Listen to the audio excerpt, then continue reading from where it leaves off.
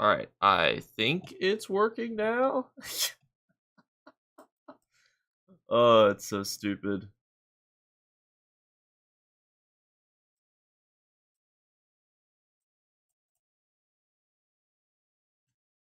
Sorry, everyone. Just double checking to make sure that we're streaming now on all platforms correctly, because boy is not the smartest when it comes to this type of stuff.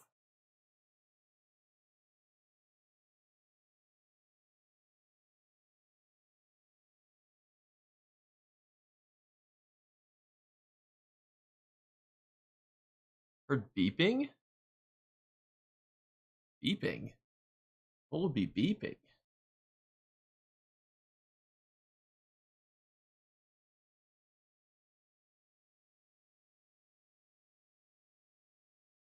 All right, now sorry, now I got the stream pulled up on YouTube and Twitch, and I'm doing in the right one. That was so awkward. If you guys hear beeping, people have been saying that they've heard beeping and stuff.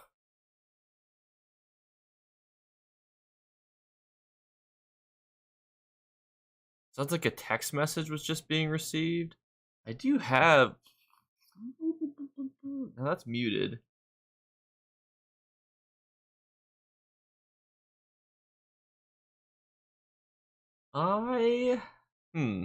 Just let me know if you hear it again. So you can get a free crown crate if you watch right now on Twitch. There's drops enabled on Twitch. So all you need to do is just bounce over there, and then you'll be able to get a crown crate for watching.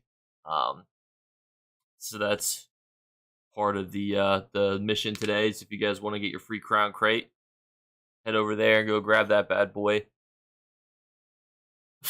I hope so.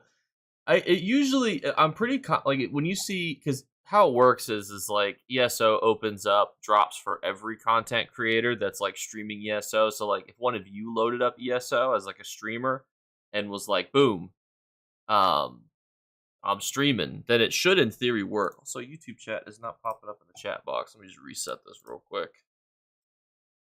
All right. I'm also going to share my stream real quick.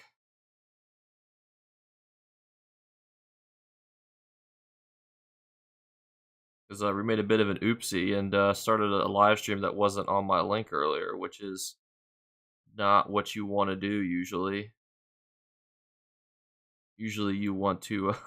usually you don't want to post your streaming link and then not be streaming on that link. That's not ideal, as the kids say. I'm just making sure everything is working.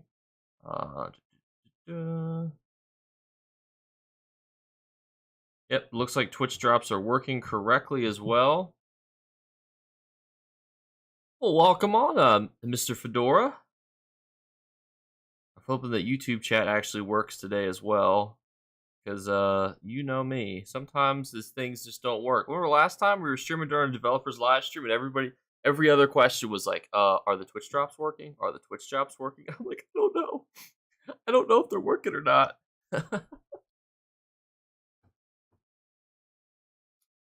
So today, we will be farming dungeons. Woo! We're also going to be doing the funnest thing first, which is called inventory management, because we have too much inventory to manage right now. The pet's going to be available, they said, next week, I believe. So if you missed the pet, you should be able to get it next week. So it should be available, I'm pretty certain. What was I doing? Oh, we need to clear out our inventory. So I farmed all these rewards boxes.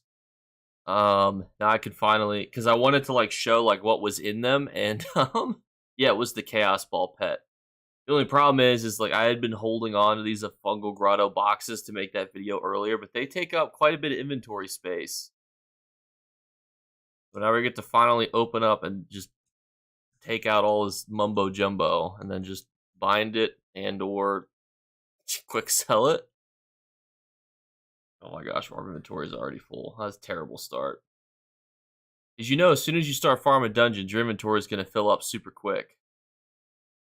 You gotta just gotta get it all the way now. Fungal Grotto sets. Let's go. There we go.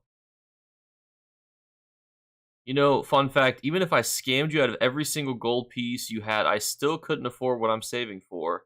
I guess it depends. What are you saving for? We're gonna quick sell these recipes too. Not the doorway one. I might actually bind that one because that one does look pretty cool.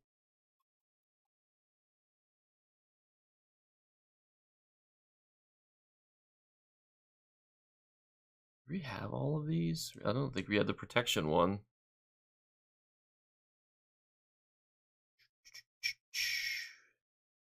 My inventory is always a scary place. You guys should see how many sets I have in my inventory at any given time, just in case I'm PvPing.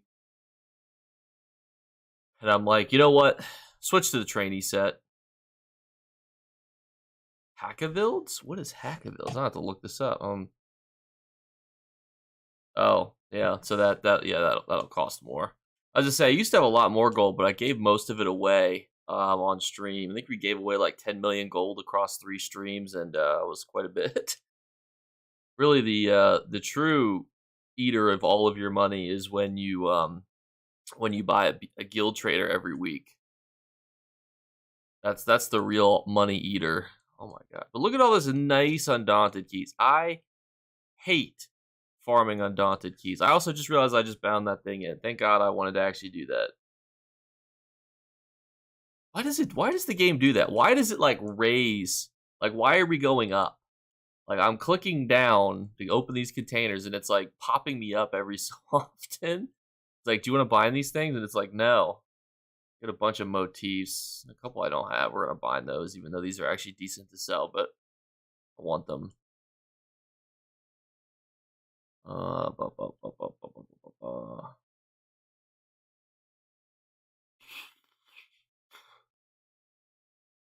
I think we might just bank a lot of these too. Oh, we have one slot in the bank. Hallelujah. Ah.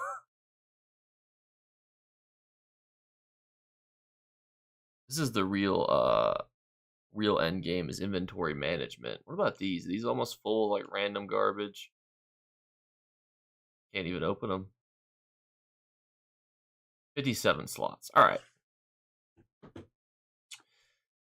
All right. Not ideal, as the kids say.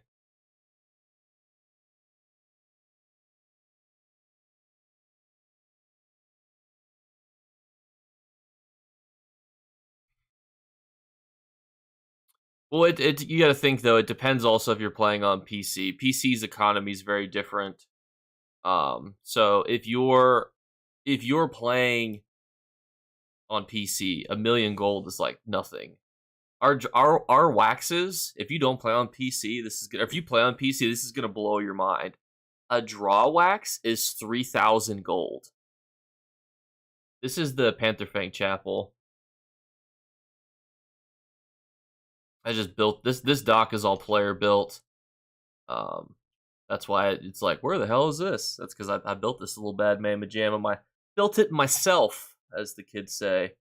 Uh, bu- bu- bu- bu- bu- I'm gonna go to a bank real quick, and then Ree will start seeing if Ree can get some people to do dungeons.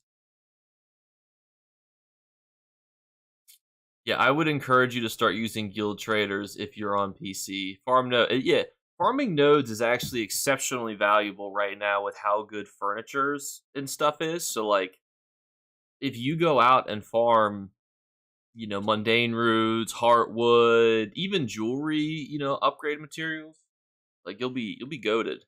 You'll be good. I don't know why I teleported here to use this bank. I did switch it up actually, yeah. Yeah, PlayStation NA, 2.5 thousand gold per. Isn't that ridiculous? Let's see we're gonna take a field trip real quick. And we are going to go look at Tamriel's Trading Center. We're gonna take a field trip, and I want to tell you what that is on PC. Because now I'm curious. Oh, it doesn't break them down by stack sizes. Oh, here it is. 25,000, 30,000, 15,000, 16,000, 21,000, 20,000, 19,000. Yeah, so it's literally what, about almost 7 to 15 times more expensive. What that's the crazy part in my opinion. By the way, if you ever need to get to a quick bank, Galen for me is the quick bank. That's the one I go to.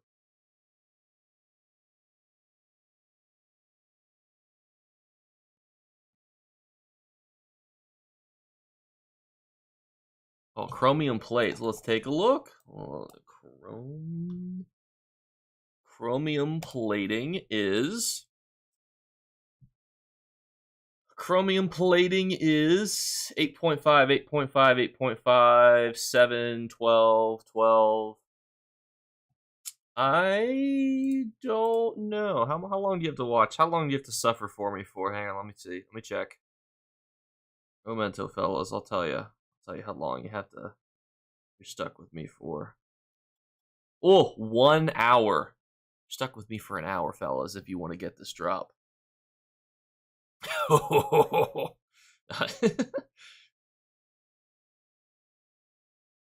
in that time period, I'm going to inundate you with Daggerfall Covenant propaganda, the best alliance in the game.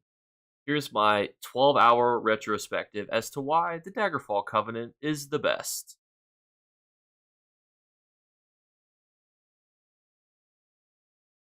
I'm just closing out all my stuff.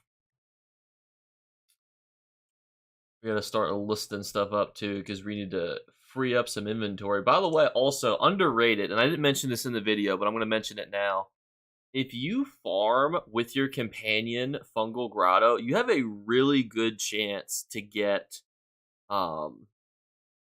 companion gear. I literally got this in one run. So like if you actually are like, I'm gonna, farm a whole bunch of Fungal Grotto and you don't want to farm it with humans because humans are, well, people, you could just go in with Isabel and then actually get a bunch of companion gear. Now this isn't like a best in slot companion ring by any means, but this was like the first run purple ring, and I'm like, oh, that's pretty good. Nama says, just want to say thank you for all the great videos and keep up the hard work. Well, thank you. Luminous Ink is the cheapest at 12K per. What is it on PC? You just love fact checking PC, or like you guys are like, tell me how bad it is over on PC, Luminous Ink right now is listed for 2.5K on PC. Wild, huh? You also have to remember too, Luminous Ink has been out longer on PC. So some of the things, it's not a direct, easy correlation that you can kind of point to.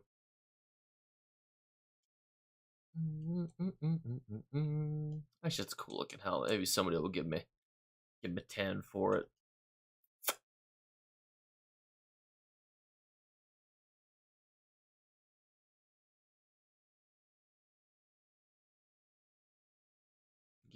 Nobody wants to buy a Deadly Shield. RIP, Deadly Shields.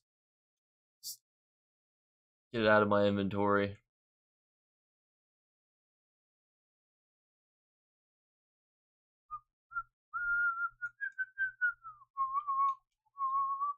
These are cool, Maybe somebody will buy a stack of them for 30. I just get it all out of my inventory at this point. What do these rugs sell for? 50 thou wow? We could list up one of these for 40 thou wow. What about this one? What? Is this actually worth this much money? What does this look like? It doesn't even look that good. Is this worth that much? Oh, 85,000. Now we're bringing our prices back down to reality a little bit. Maybe we'll just throw this up for like 70,000 gold. What's the Discord? It should be linked below, but if the link isn't working, let me know. Have you noticed a low drop rate with the 1-key mystery coffers? I used 48 keys with Maj and got nothing. I know this was bugged during the last time they made multiple pages. I hope not. Like, that'd be awkward. How much is this worth? Nobody's probably selling this. Maybe somebody will be like, oh, a painting, 10,000. It's worth the risk. Alright, we should have enough inventory slots. Let's see, is dear old David. Oh, dear old David. Let me invite David to the Xbox group real quick.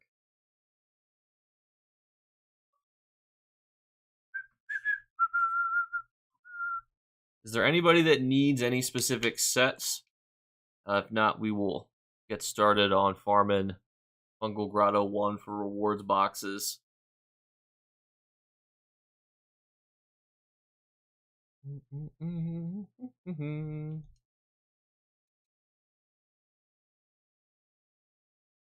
I'll even charge my weapon for you guys too, just so that way you guys know that I love you.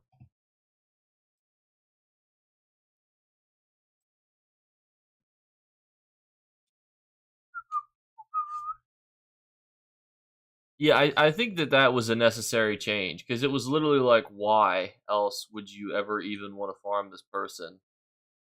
We're gonna repair the armor, you know. We're gonna charge these weapons just for you.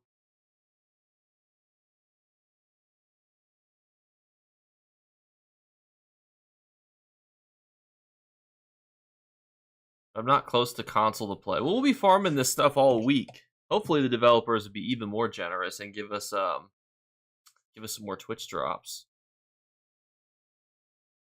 What is David even loading ESO? Oh my god, David's AFK. David fell asleep. David's dead. We lost David. Which means we are going to go into Fungal Grotto as a healer legally. Dungeon Finder.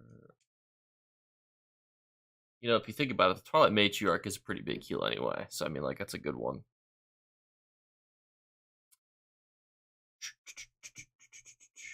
And what? I'm sorry, Charles. I missed the second half of your question. What should I make? Templar. I mean, Templars. For PVE, I think a Templar is probably easier to pilot. For PvP, Sorcerers is heads and tails above, like infinitely better. Like it's not even close.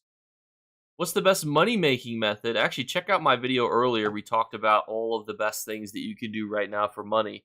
I'll give you the 1,000-foot overview, but basically, farming Fungal Grotto 1 until the 24th is going to be pretty overpowered. Are they dropping for every single one? They should be. Are these guys actually going to farm the dungeon? We don't have to do this, guys. Oh no, they're going to want to farm the whole dungeon. We failed. we done goofed. Oh yeah, these are low levels. They don't. Yeah. Well, that's alright. I don't want to be that guy that's like, we could skip everything if I don't have my keyboard plugged into my Xbox. By the time I type it out, I'll probably have completed the dungeon anyway. You know, okay, this guy's kind of skipping through. She's like, you know, we kite all this stuff over here.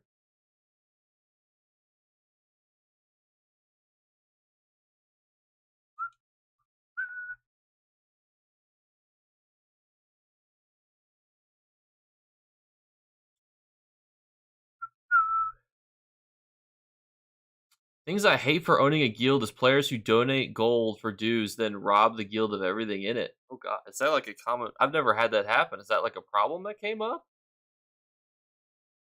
Sounds horrible. Let's just kite it. We can kite. Okay. This is not your normal Fungal Grotto farming group that you would see. This is what happens when you do the anti-speed run, where you take your time. Might as well look to see, you know, loot. Hang on, you know, if we're gonna do an anti-speed run, might as well loot the flowers and the apples. You know, what's my opinion on the blind path cultist motive? Like, with what in regards? Like, if it looks cool, or if you should farm it, or what specifically are you asking?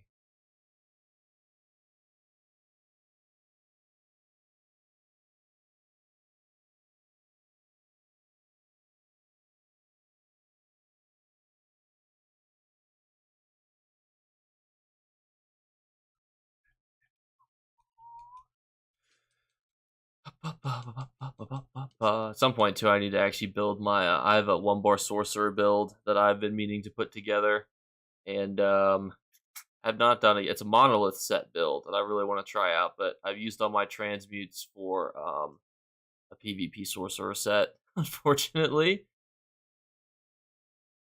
oh gosh, Thankfully, my solution to not get robbed in the guild bank is I never have anything worth it in the guild bank. Can we at least do the skip where we like, okay, so we're gonna at least do this one. Let's make sure these guys watch us jump off this cliff. Okay. I don't know what was the point of killing everything else. To purchase is the price overkill. So the price will pretty much always go down. Prices on things that are out usually almost always go down, and if they're always farmable. So any motif that you can get normally in the overworld will always plummet in value over time. So I would say if you want to use it like right away, like yeah, I mean, feel free to just oh, they're over there killing that boss. What's better, a 1 bar sork or a 2 bar for PvP or PvE? For PvE, well, I can answer for both. Honestly, 2 bar sorcerers are pretty much always better. Um, I just know that a lot of my audience really enjoys 2 bar or 1 bar builds, so I want to give people more so what they want. But like the amount of skills and things that you can do, I mean, you can just see like I can drop, wall of elements, I can drop, other stuff. You just have so much more access to abilities when you do that.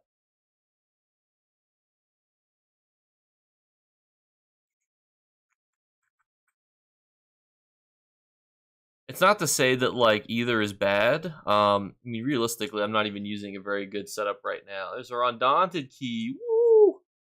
Thank God. Earth Gore bow. What does this look like?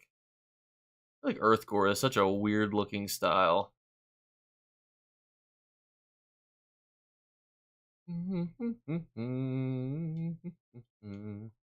It was not a farming group, but that's okay because these were low level players. I'm sure that they were probably just absolutely chuffed to get into a dungeon.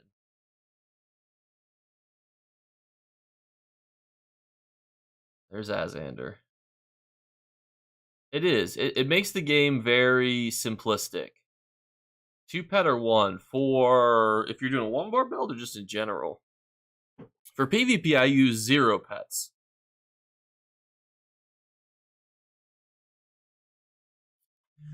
And I truthfully think that's the way to go, honestly. Wait, why can I not? Oh, I'm already queued. Sorry, autocorrect, but I do PvE want to get into PvP or want to get into PvP one day. Yeah, I mean, for what should you use event tickets for? That's a good question, honestly. I don't actually know if I have a good answer to that. I mean, you could buy like the imps and stuff, like the pet, and then you can morph it. You can look at the Indrakes that are like from last year. We go take a look over there while we're in the queue. It might pop, but at least by the time we come back, it'll pop up.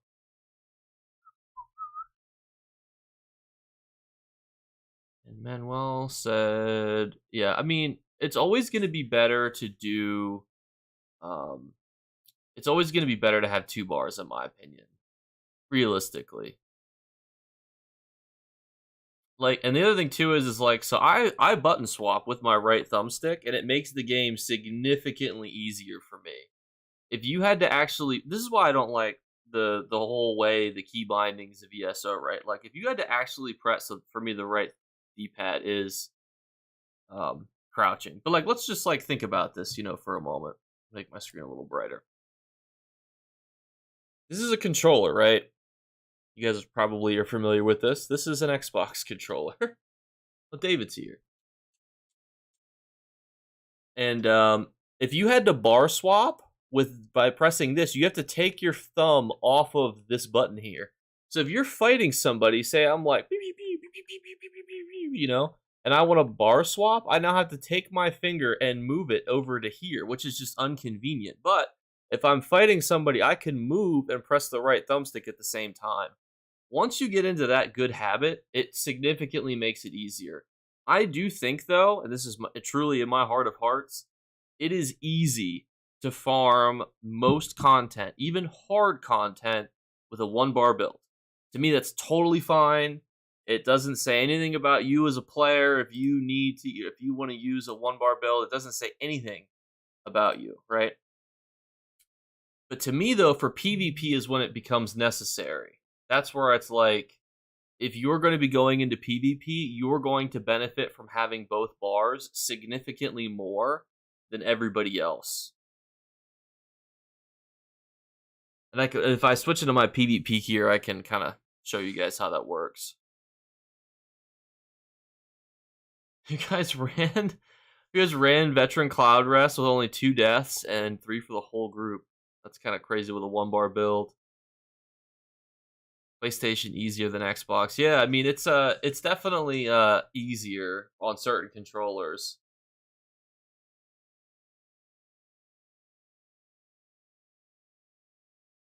And why is this queue taking so long? What the heck?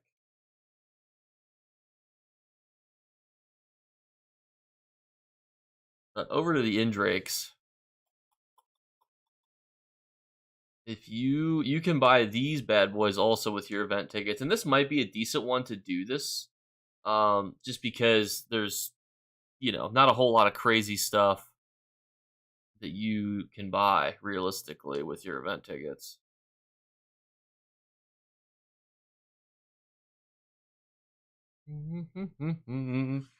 Yeah, I know that they don't do it because I believe they say it's a coding thing. You know how it is.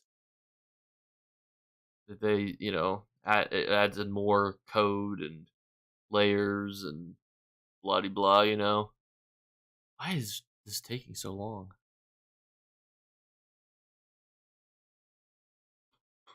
And if anybody needs any 5-piece dungeon sets, just let me know. And if anybody wants any monster sets as well, we will be doing that as well here in a bit. Ba, ba, ba, ba, ba, ba.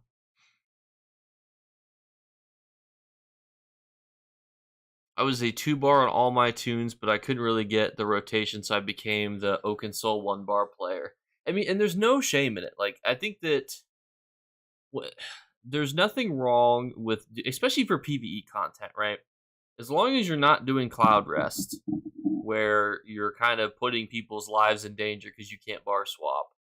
Although it'd be kind of funny if, like, what you did, like, if you got it over top of you, just, like, quickly accessed your inventory and then, like, popped the ring off. You're just like, took the ring off real quick. That'd be kind of funny. And then you could bar swap. But barring those situations, there's nothing wrong with heavy attack builds, 1-bar builds. They get a lot of stick, and they get a lot of. This is the whole conversation, right? Is people will argue that they build bad habits, right? That's what they argue. You get bad habits by farming with a 1-bar build. But realistically, there's very niche scenarios where you can't do content that requires a 2-bar build. The only examples of needing 2 bars, in my opinion, is PvP. And that is solely for the simple fact that if you don't run 2 bars, you're going to get out skilled essentially because you need access to, I think, more skills to kind of be able to combat more things. So to me, that's the whole conversation, realistically, is people don't want to encourage bad habits by, saying, oh, just use this 1-bar build, you'll be hunky dory, right? But on the flip side of that, you also don't want to be in a situation where you're not teaching players the best way possible. What's the fastest way to level up your CP? Black Rose Prison, 2nd round, reset when the little shield guy comes out, and then you're good to go. Cloud Rest, the only time that I don't use Oakensole, I use Mark and Ring, which allows me to use my 2-bar setup. How's it going, Heshatius? Is anybody on console that would like to box farm? Just let me know. I don't know why this is taking so. Is it because I'm fake queuing as a healer? Does the game know that like I'm not a healer? Hang on, we're gonna do this again. So stupid. They're like, you have 1 heal. You are not a healer, you dirty liar. And I'm like, I'm sorry. Oh my gosh! And the ready check is it's David. There it goes.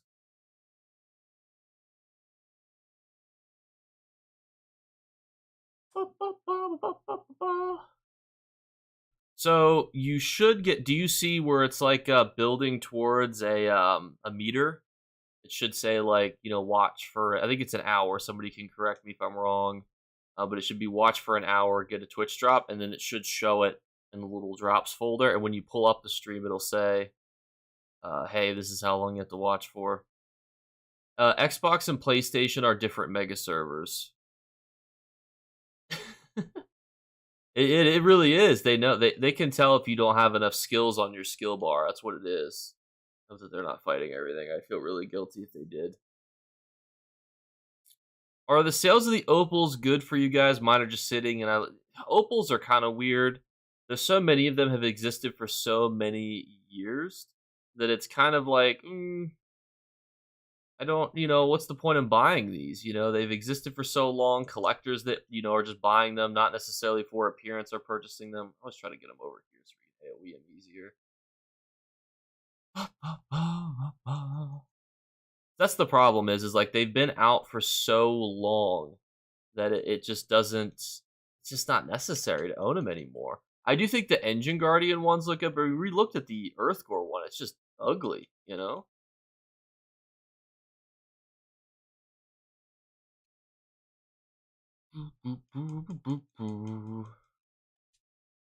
I don't necessarily disagree with you. I was actually looking at the developers Q&A when they were talking about that. They were saying, like they made a decision a while ago. They made the decisions for ESO in 2007 is when they started like engineering Elder Scrolls Online, which is crazy to think about because like that's such a long time ago. Do I see myself switching? Probably not fully. I mean, there'd be no, like what would be the necessary or like main benefit to switching? Really, the only benefit to switching is I could clickbait people. I could be like, this item is worth 10 million gold, and all the console players would be like, that thing's worth like $50, and I'd be like, well, it's worth 10 mil on PC, and they'd be like, freaking a flower is worth 10 million gold on PC.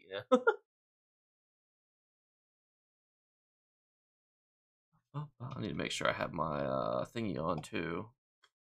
Alert box. I think it should all be on. Fellas, you don't have to go up there. You can go up over here. Is that David that did it? It's David that did it too. My do nothing, David, huh? I'd be happy not having crossplay if and only if I had progression. I'm CP and I have a base game and there's zero incentive for me to switch.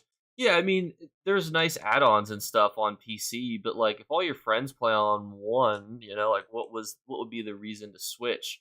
I mean, add-ons can make the game better too, but like part of the reason is like I feel like if you notice that an add-on is like super good on PC, for example, you should advocate for it to be brought to the console. Like the housing one was kind of like a PC add-on. I know there was a lot of people that were like, "This is the Q3 update," and it was like, well, yeah, but like us console players, we love shit like this.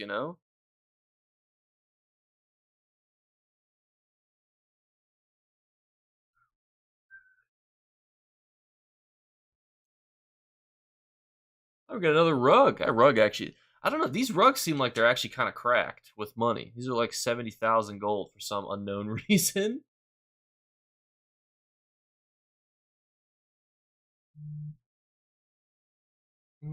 Ahoy! All right, let's. I wonder if Havoc Cage wants to farm. He's in his book right now. He's in the book. Give him a moment to see if he wants to farm boxes.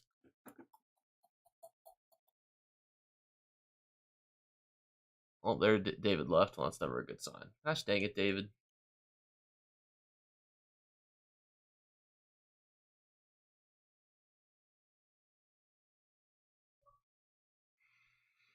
Yeah,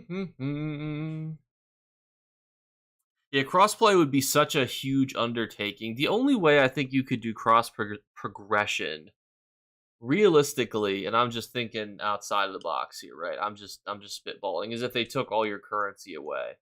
You could still like destroy the economy even if you could. Like, you could still in theory destroy the economy because you could buy like a million perfect row and then just resell them on the other one. But the only way you could do it is if you took everybody's gold away.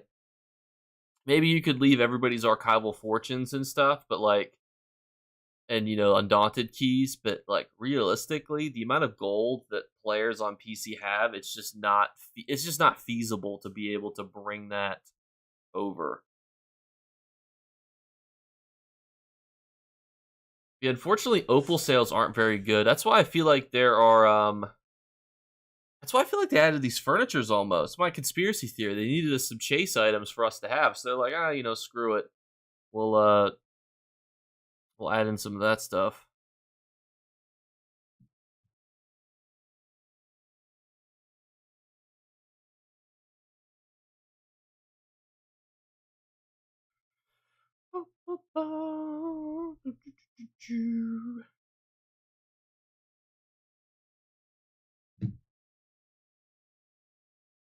And the dreaded fungal grotto queue, huh? It's crazy.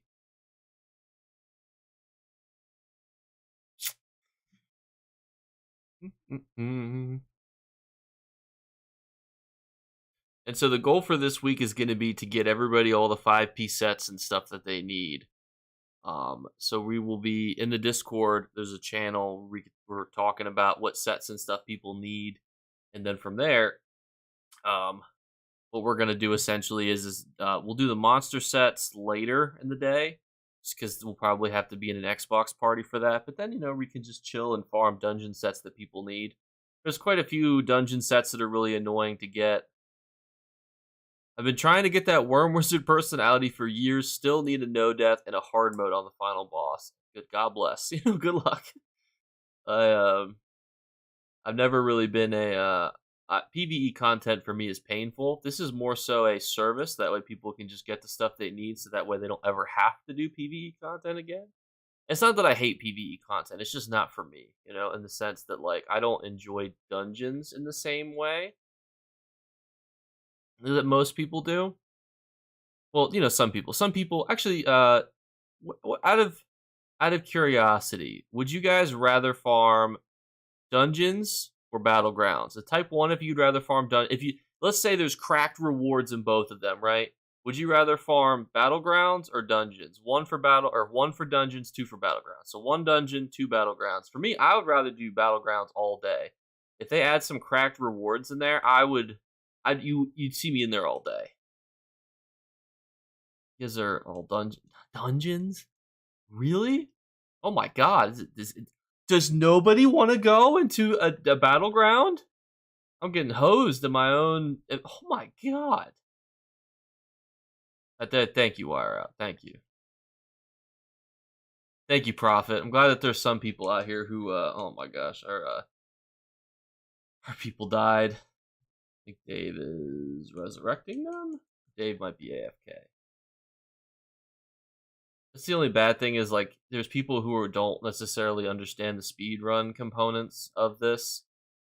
All right, what about dungeons versus Cyrodiil? Would you rather be in Cyrodiil? So the same concept, 1 for dungeons, 2 for Cyrodiil.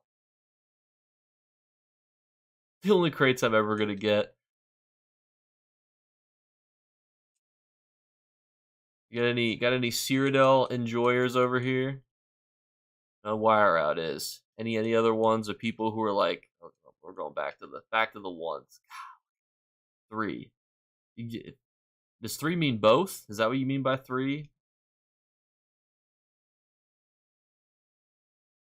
Dave, you might have to resurrect them guys too. I think that they can't res.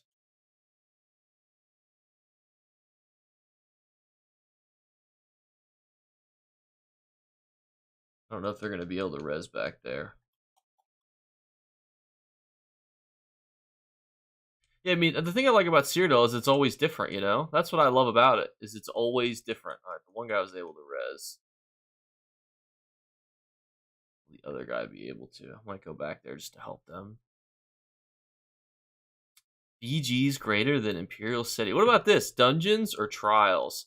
And let's just somehow imagine they're both equal difficult, right?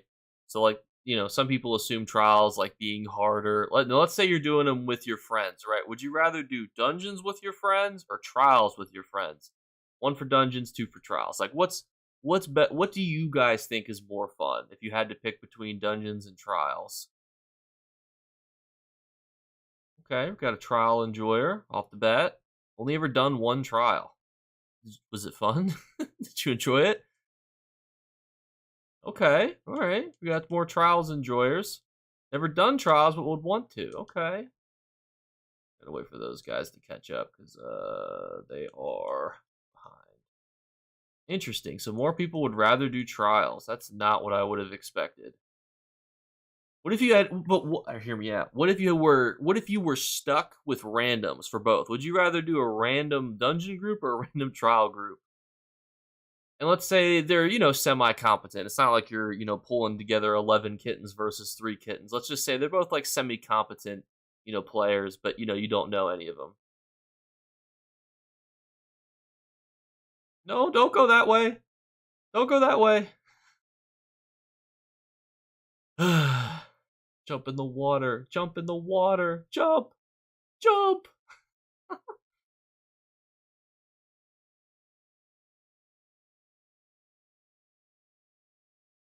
Hug hard mode for the win. That's... Oh no, I'm messing up my own skip. Poor David. Just over here with a tank. Dungeons. Interesting. What about Cyrodiil versus Battlegrounds? Would you guys rather be in Cyrodiil or a Battleground? You can type 1 or you can type it out, but we'll do 1 as Cyrodiil, 2 as a Battleground. So if you would rather be in Cyrodiil, type a 1. If you'd rather be in Imperial City, type... or not Imperial City, Battlegrounds, 2. What do you guys prefer? Huh. Would not have guessed that. Why is that? Usually I feel like I hear the opposite. You need money. Okay, well that's fair. I say usually I feel like I hear the opposite. What's the what are you guys some of your guys' rationale if you want to share? I always like to know what people think and feel, you know? Oh my gosh, they ran all the way around. Queue's too long for Battleground. Okay, I mean that's fair.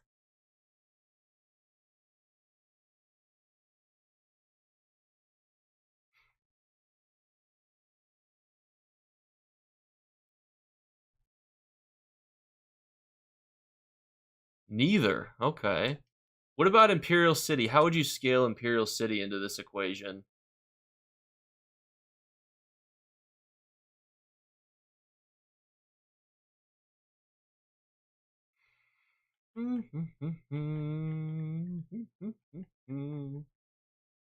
More to do in Cyrodiil. Can be both PvE and PvP. That's a fair point. What about would you put Imperial City into that equation though? Like what would you do then?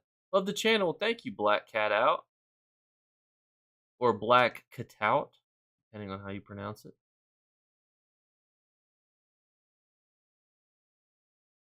One alliance wins, 2 alliances lose. Let's go to the Imperial City for Timbercrow. Well, to be fair, Timbercrow is going to be going on the wayside here. We're going to be getting a new one. I don't know when, but we're going to be getting a new bad boy.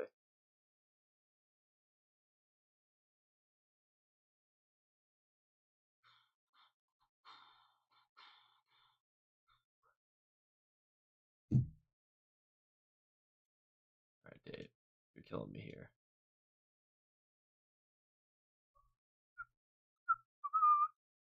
Imperial City's too small. Can't do the PvE stuff without a Zerg ruining your day. That's fair.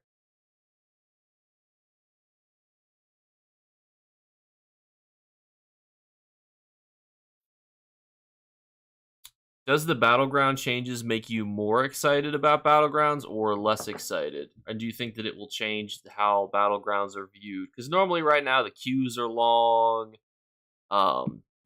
It's just not as interesting. If ESO put the traps from Dells, put them in battlegrounds, and make them actually deadly, that would be amazing. Yeah, they have some environmental hazards in the new battlegrounds. I don't think that they're very prevalent. Like there's that one bridge that's like filled like with there's like a bridge battleground map, and like if you fight on the bridge and you get knocked off of it, you actually get what's the word I'm looking for? You get killed because like the water will shock you to death. Sorry, my brain is not braining.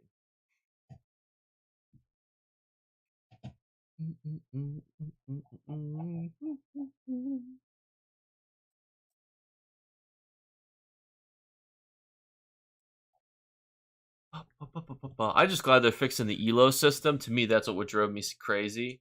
Is like I would play on I don't want to queue in the battleground. They would kill me. How much gold is rich for console? Honestly, if you I think if you have over 1 million gold on console, you're probably in the top 1% of wealth. I truthfully think that that's if you have literally 1 million gold on console, whether it's PlayStation, um, or Xbox, I think you literally are the top 1%. Hot take.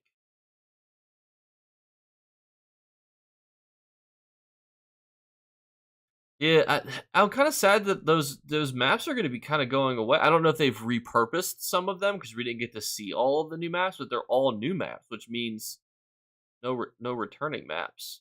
So I'm curious to see like if these maps are going to be good or not. You know.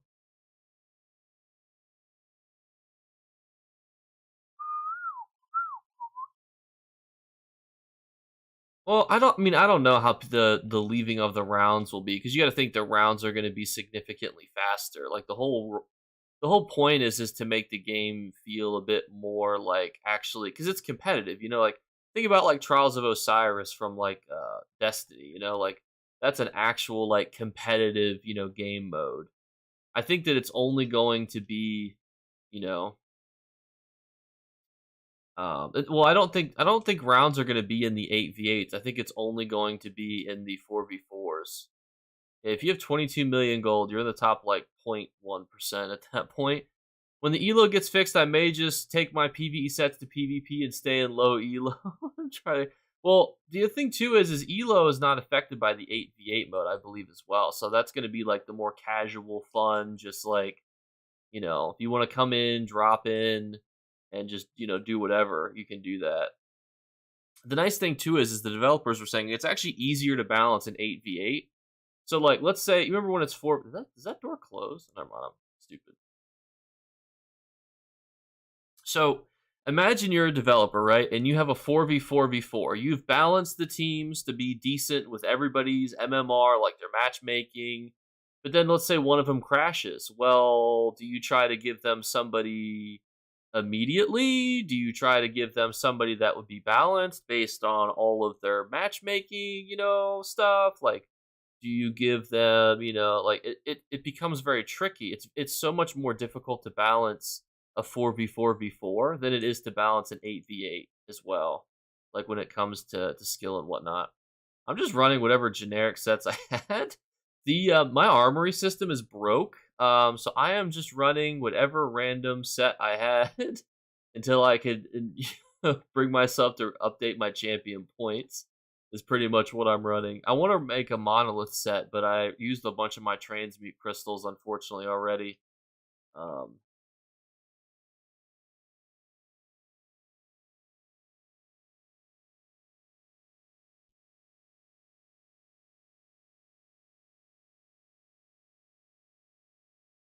I was gonna say again, but one of them already left. I don't want to summon Azen. I need to get this bitch.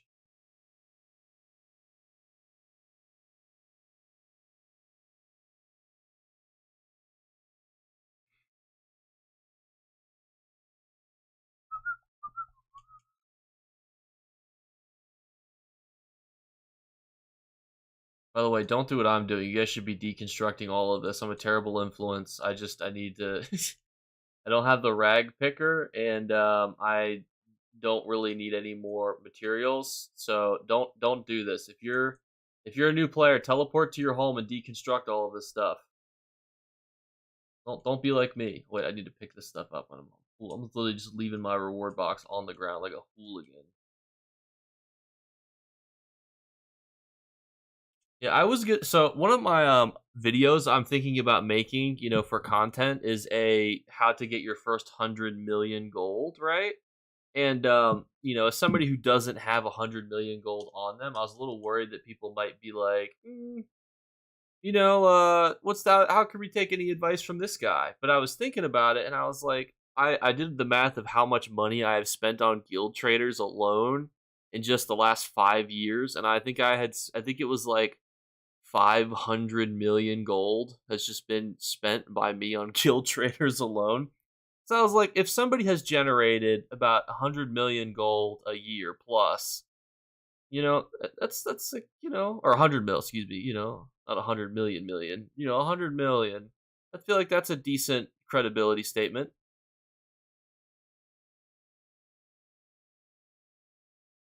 Oh, that's good to know, Rambo. So I don't. Yeah, I was trying to think if I would do like a video content idea like that because I like the concept of like teaching people like, hey, here's how you can get your first 100 million gold. Because I have one that's like 1 to 1 mil and then 1 to 10 mil. And the both of those videos actually are very like good performing videos. So I was like, maybe we could boost those numbers a bit. I know I've started to win more since you told me stuff about Tales of Tribute. What did I tell you about Tales of Tribute? What the heck?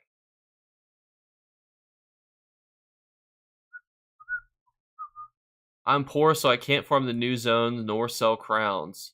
Oh, you don't have the newest zone. Well, they farm this stuff right now. This stuff's pretty cracked. I mean, you saw like the furniture we were getting was selling for like 70,000 gold. So it's like just farm these boxes. You know, like sometimes you don't have to. Oh, I'm like, oh guys, the boss is dead. The boss is like over here, just being chilling. I'd really kill a little faster. I'm just over here, mage is fearing, and he's not even in execute range, like a hooligan. Ba, ba, ba.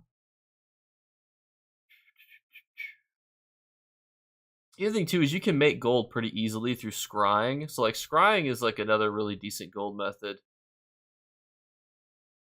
I mean, like Tales of Tribute, in my opinion, just needs tweaked, right? Like Tales of Tribute has the um the ability to be good, right? So like Tales of Tribute conceptually is amazing. It's not pay to win. It's not something that's like overly grindy if you want to get started on it, but it is long. And if you're playing a game mode that's that long, you just need the rewards to match. Like that's why I think Battlegrounds, I actually like Battlegrounds a decent bit, is you just get consistent AP. Sometimes I'd be going to Cyrodiil and I'm running from place to place with no conflict, no nothing, and I'm just like, what am I doing? I'm just like, where's the fighting? I get to a keep, we've taken the keep, and then there's no fighting, and then everybody's fixed everything, and then it's like, okay, well, what was the point of that? Like what was all that?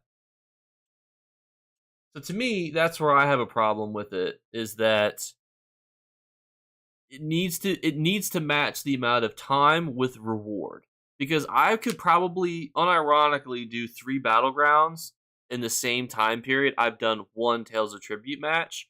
And that's not always. Sometimes like, the heart of the cards, everything, comes up correctly, and then boom, like you're good to go. And from that aspect, perfect, but most of the time they're long drawn out games where you're trying to get combos and you're in a slugfest. Some of them even like remove your ability to like get win like it removes your prestige, and I'm like, why do they add decks that made the game even slower?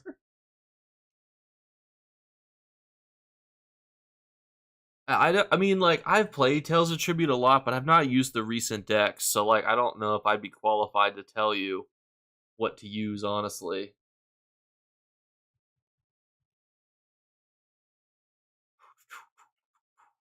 Yeah, I mean, and doing Cyrodiil is a great way to get transmutes. That's how I'm going to be doing it too. Actually, I'm curious how many days are left in Cyrodiil.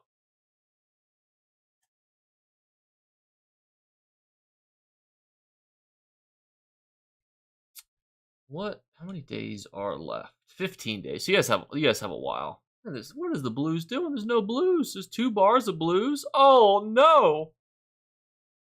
So specifically Fungal Grotto 1 because it's the fastest dungeon that you can farm. That's the reason, realistically.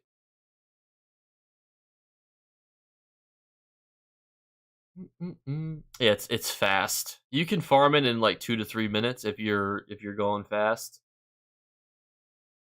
I'm slightly distracted, so my inputs are not always the greatest. You delete the bags? You mean you open the bags? What do you mean deleting the bags? Would you what? Like forcibly destroying your own bags? That sounds terrible. Don't do that. Please tell me you're not doing that.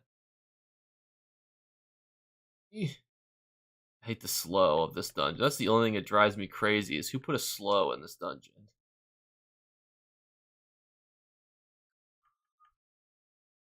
I have 1,000 trains. See, at that point, you got to start experimenting with some sets. Like gotta start, experiment. That's what I do is when I get to 1,000 transmutes, I'm like, what are some random things that I can start experimenting with? That's what I start doing, and that's how I ended up with my new PvP build. But I still have to update my PvE build. I'm building a nice little monolith build, but I haven't gotten through and invested yet. What?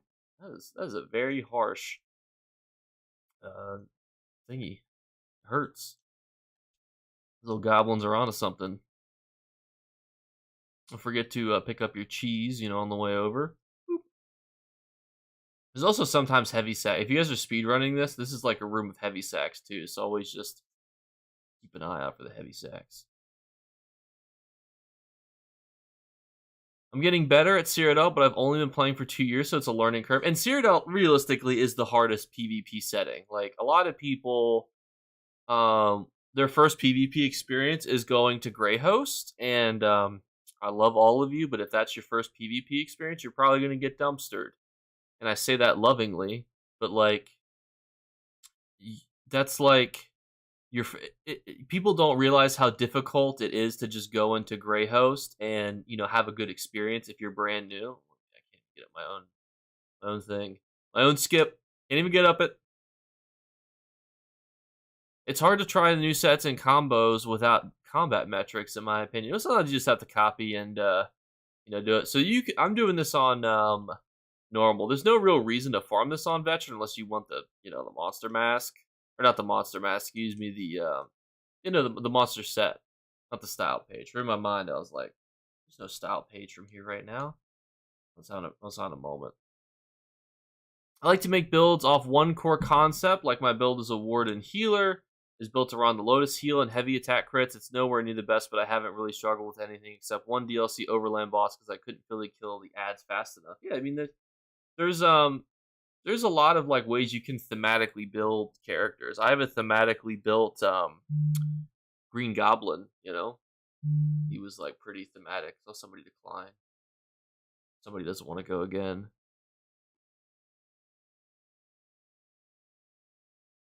Who is it? Who's the weak link?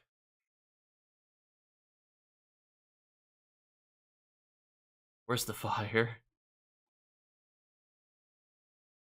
Dave left? Oh my, he's probably switching characters. He's on his tank right now.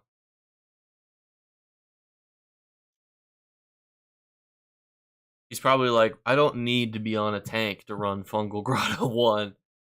I didn't tell him what we were farming. Because I said, we might farm sets for people, we might speed run with people, Yeah, we don't know.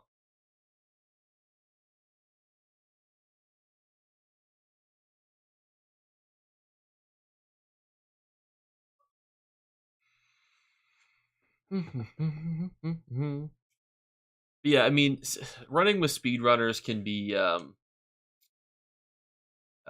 annoying if you're not also speedrunning, which can be problematic if you're.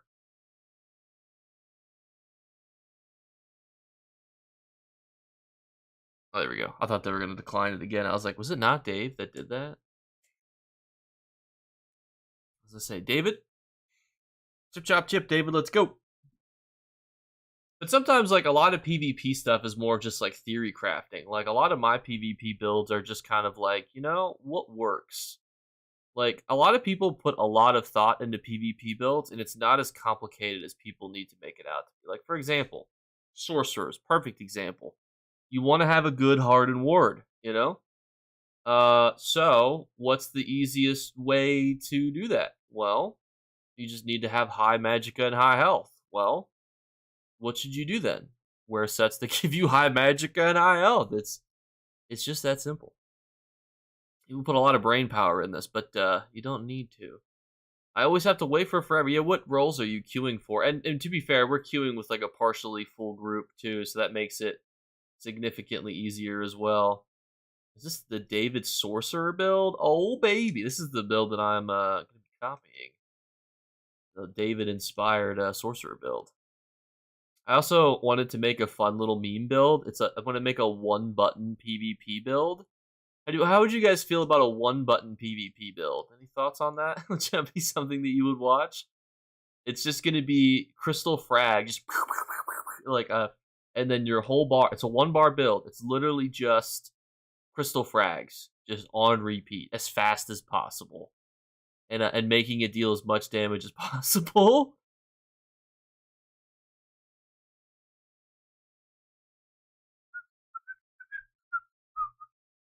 I'd use a one button build. I conceptually think it would be such a funny video, like taking a one button build to Cyrodiil, and then you just take clips of you just like blowing up people with crystal frags, just like because you can shoot crystal frags so quickly. Easiest rotation ever. Exactly. And this is a PvP rotation too. Yeah, pet rotations can also be one build too. And to be fair, like the content that we're doing right now, I could literally just sit and spam crystal frags and it's gonna die like very quickly. I use the back puddles like it's you can see we're just damaging it. You don't need to like put a whole lot of brain power in this. No button build. That would be that's if you could do a no button build, then you get all the marbles. Like that'd be a real one. You just get kills in PvP because they come to you in a dream. Although, I guess if you were on a siege weapon, right? That's a no button build. That's not using any of your skills. Something heavy attack. Oh yeah.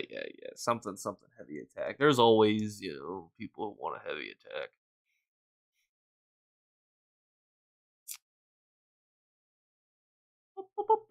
I'm always afraid that I didn't loot the boss.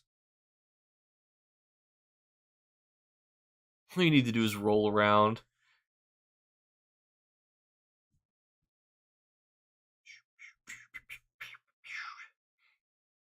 There are also block tanks, like I have actually a block tank build on one of my words, Dragon Knights. No, Wardens. I have a block tank on there where all he does is just hold. No, it is a Dragon Knight because it's got it. No, oh my gosh, why am I so back and forth on this? What is it? I feel like I put it on both because I've used the wintry like little swirl around myself, and then I just hold block and it reflects their damage back at them. I feel like I've also used corrosive armor as well though too. Just fists. I mean, there's I mean, you getting kills is not the hardest thing in the world. You could probably use a no fist dark convergence build too. Just start whacking kids. My biggest fear is I just look like a hooligan. And Cyrodiil, I'm like a werewolf. People always come for me. Time to open my Osbro Crown Crate. I hope you enjoy those Tri-Stat potions and Crown Soul Gem or Crown Mimic Stones. I've been running a block tank with Tremor Scale, Shattered Fate, and Agility set with Oaken Soul and the Shield Throw skill, and it's been pretty fun. See, there's some pretty nice stuff you can do. I would like to see a siege weapon with enough damage to get a one-shot kill. To be fair, there are those lancers do a lot of damage, like a lot of damage. Nice, I finally caught you live. Well, welcome on Rock. A little treasure chesty poo here. Oh, look at this. Look at this. Yeah, cold fires. Like there's a lot of like, you could deal damage with siege. You did get a gold mount from an Osbro. It can happen. I'm sure if you watched for like, a decade, what kind of drives me crazy is like you used to be able to watch like and get multiple Twitch drops, like a lot of Twitch drops, like in one day. And now it's kind of like you get your one Twitch drop, and you're gonna like it. It's like, well, as a content creator, think about how much more viewers on Twitch we would have if we had like Twitch drops that were like crazy, you know, like imagine we had Twitch drops that were like, you know, goated with the sauce, as the cool kids say. You know, like that would be amazing. Any crate I get from J Clips is always a mount. That would be impressive because I think you would already have that mount. I think there's only a one mount I think in there.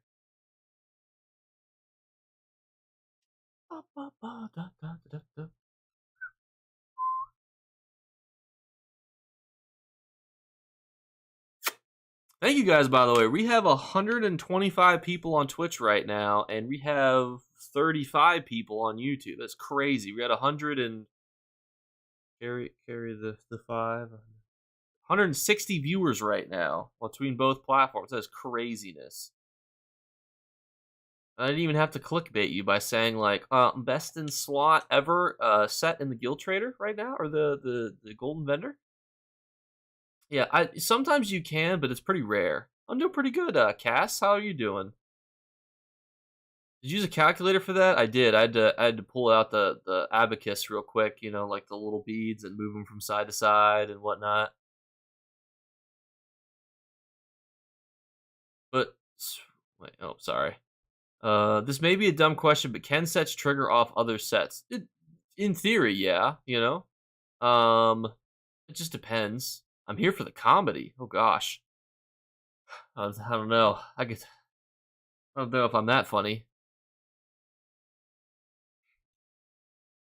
I feel like people watch me for the information, not for the humor. Maybe the puns and the dad jokes, but you know, then they just click off and dislike the video unless they chuckle. So it's a big ask, you know. I just want it to be known too that dad joke today I created. I saw one that was similar but very different and didn't make sense, so I changed it to make sense.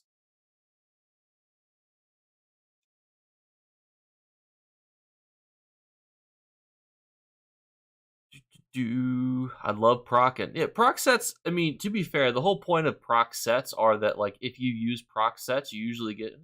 That's not a. I thought I saw a heavy sack. I love procking and teabagging. You better be careful there, sir. If you teabag the wrong people, you get a strongly worded letter in the mail. I get teabagged quite frequently, but I usually don't. I don't think I've gotten an angry message in a while, even if I teabag somebody. It's usually like if I've the last messages that I have received have all been funny. Like some dude killed me in a group of like, you know, it was like it was a fight over like Fort Ash or something. You know, we were getting ham fisted, and we all died basically.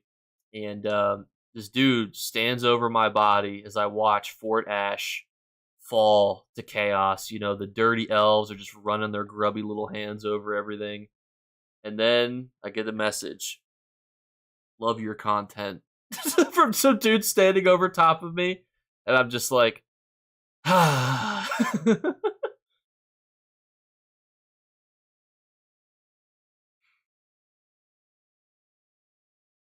I'm gonna do something and see if I could come up with a Heal Nova build that procs off heavies than something Sunderflame.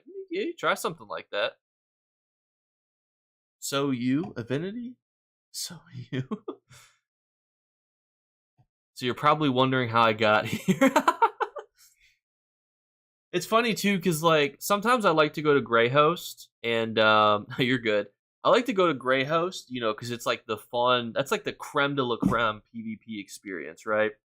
And oh, congrats by the way, Casp on the hard mode clear. By the way, I like to go to Greyhost for the crisp PvP experience, the big battles, you know, the chaos that ensues.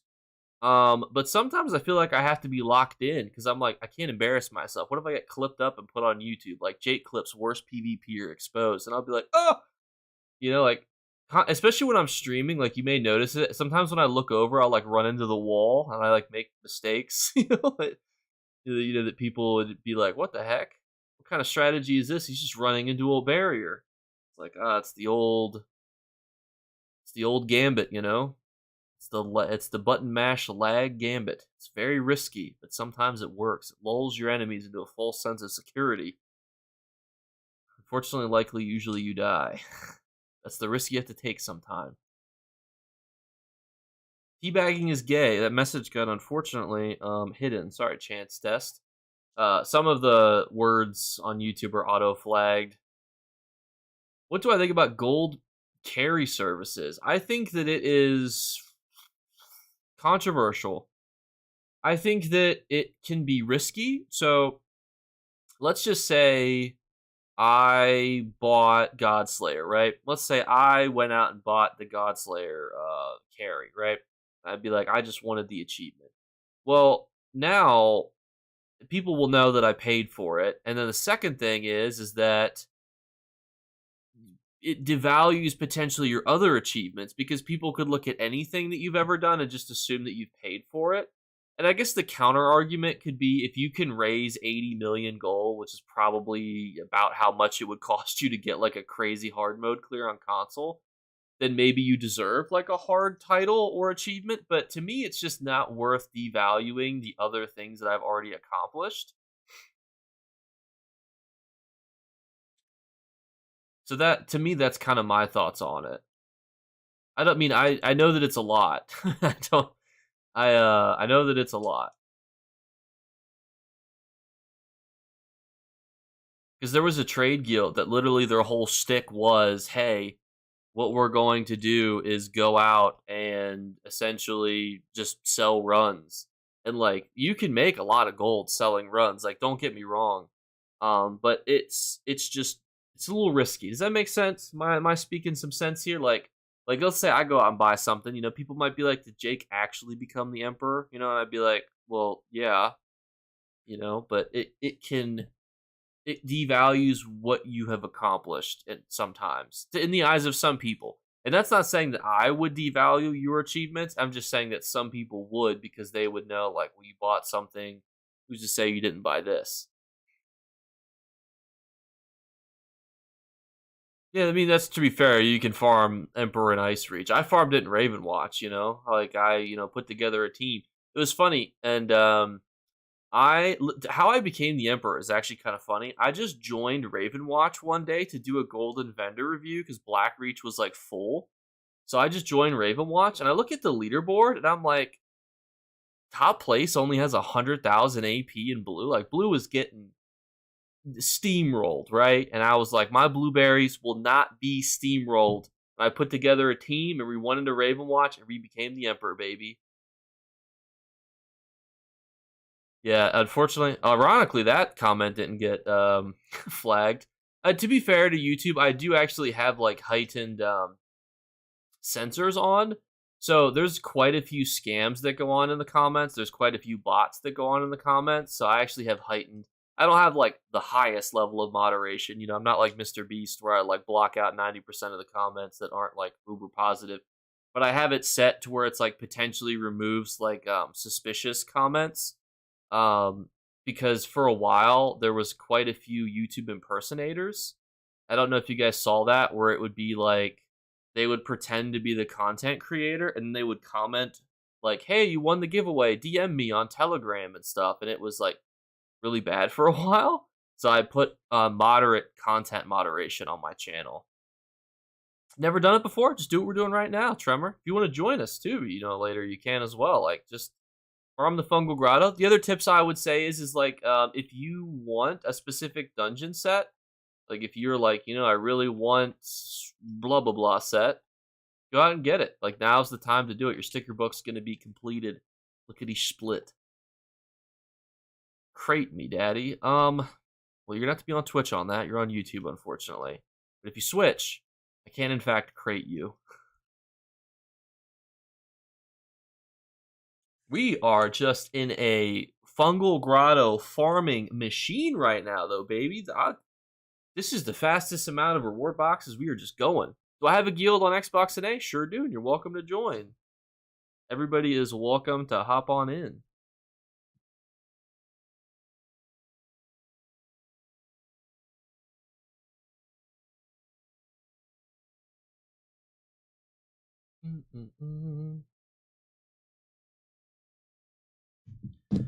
It won't let me change the actual claim button.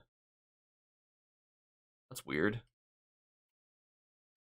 Yeah, I'm not a Twitch person. I mean, I only have like what do we have on Twitch right now? We have 1.3k followers, which is kind of crazy because that literally means that like 10% of my audience is watching me right now. 10% of my total audience, in theory, is watching. So if you're not following on Twitch, if you wouldn't mind, hit the follow button.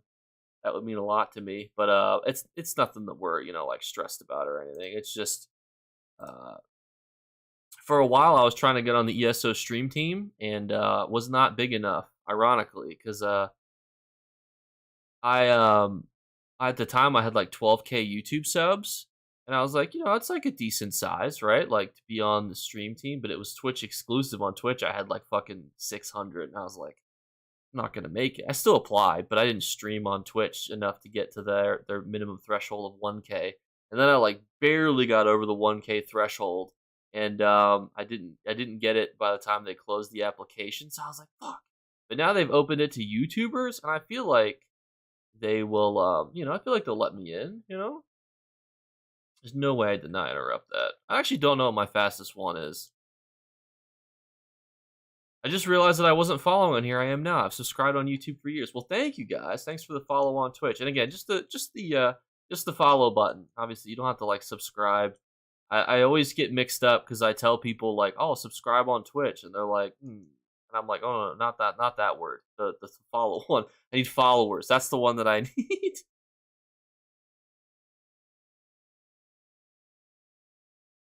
But thank you, Rambo. I'll see you later. And if you need Rambo, if you need any monster sets, just put it in the Discord, and we'll schedule a time to get you your monster set.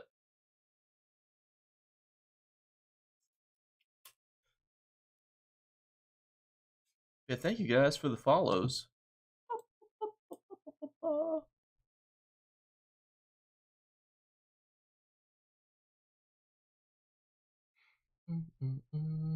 Let me see those feet. I don't know if I'm flexible enough to show you my feet right now.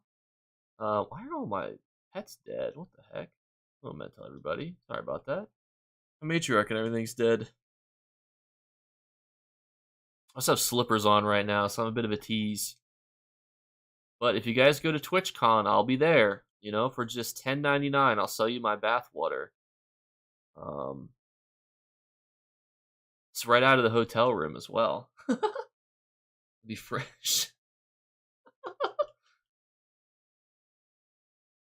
By the way, don't do this, by the way. Deconstruct all the stuff that you're getting if you're a new player. Don't be like me. I just need inventory space to keep grinding with you guys quicker. Deconstruct this stuff. Don't quick sell. I mean, obviously, you quick sell the potions. I'm a bad influence. Don't look at me.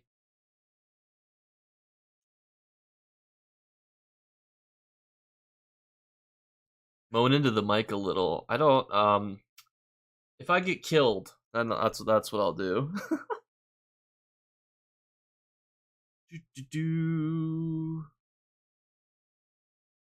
Alright, hang on. Sorry, I'm missing some comments. I'm good on monster sets. Need Azure, but yeah, if you want to farm infinite things later too, Rican, I can send you an invite later if you want to. Yeah.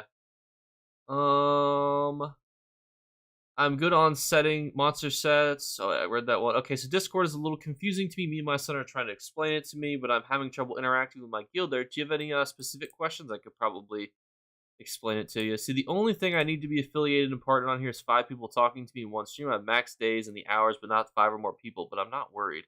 It honestly, Twitch affiliate is not the greatest thing. Never played much dungeons because I've always been more of a questing guy, and you can't really sit there and talk to the NPCs in the dungeon with a random group. Well, I mean, you could. They probably would go mentally insane waiting for you, but I mean, I've got to quit selling that stuff. It's only netting me 4k an hour. I mean, you should deconstruct it just because, like, it's mathematically better for you, but also, like, the end game of ESO is inventory space, and need me some more inventory spaces.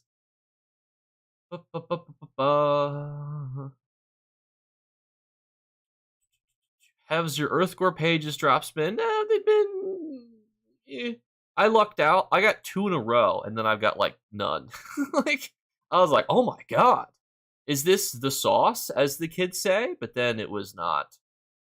It was not the sauce. The sauce ended pretty quickly. But I've been getting Undaunted keys. To me, I care more about Undaunted keys because I hate farming pledges, you know? Not a fraternity person, not an Undaunted farmer. I don't like doing pledges, you know? You're not going to catch me streaking in a parking lot. You're not going to catch me in Fungal Grotto 2 on hard mode, you know, throughout the work week. It's just not going to happen. Oh, there's a heavy sack. Heavy sack.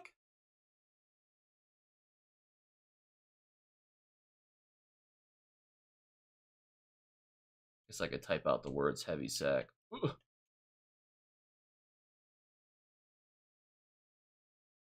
Nobody wants my heavy sack.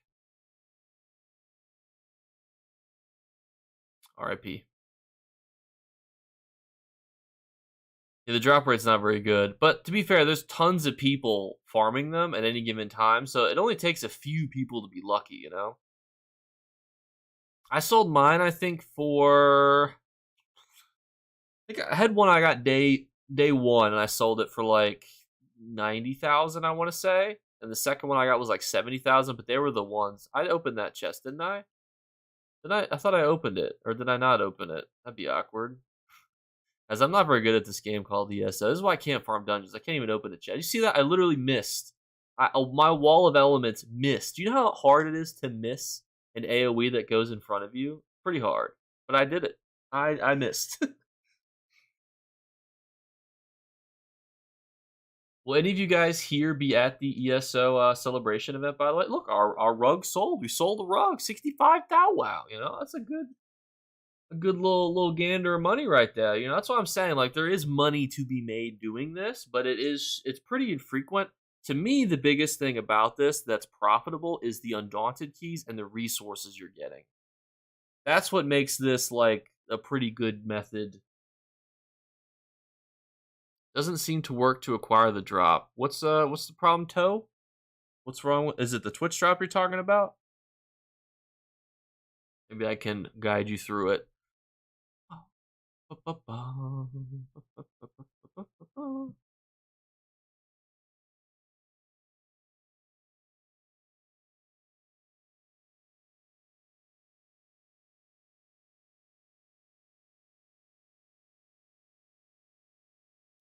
Someone declined.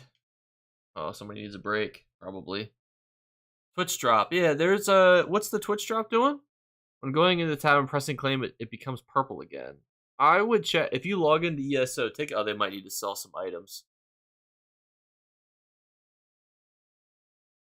Might as well clear out that inventory too. And imagine if the sets from Fungal Grotto were like goaded with the sauce. Imagine if that one heavy attack build that drops from like Wayrest Sewers dropped from here. Oh, they put their thing away.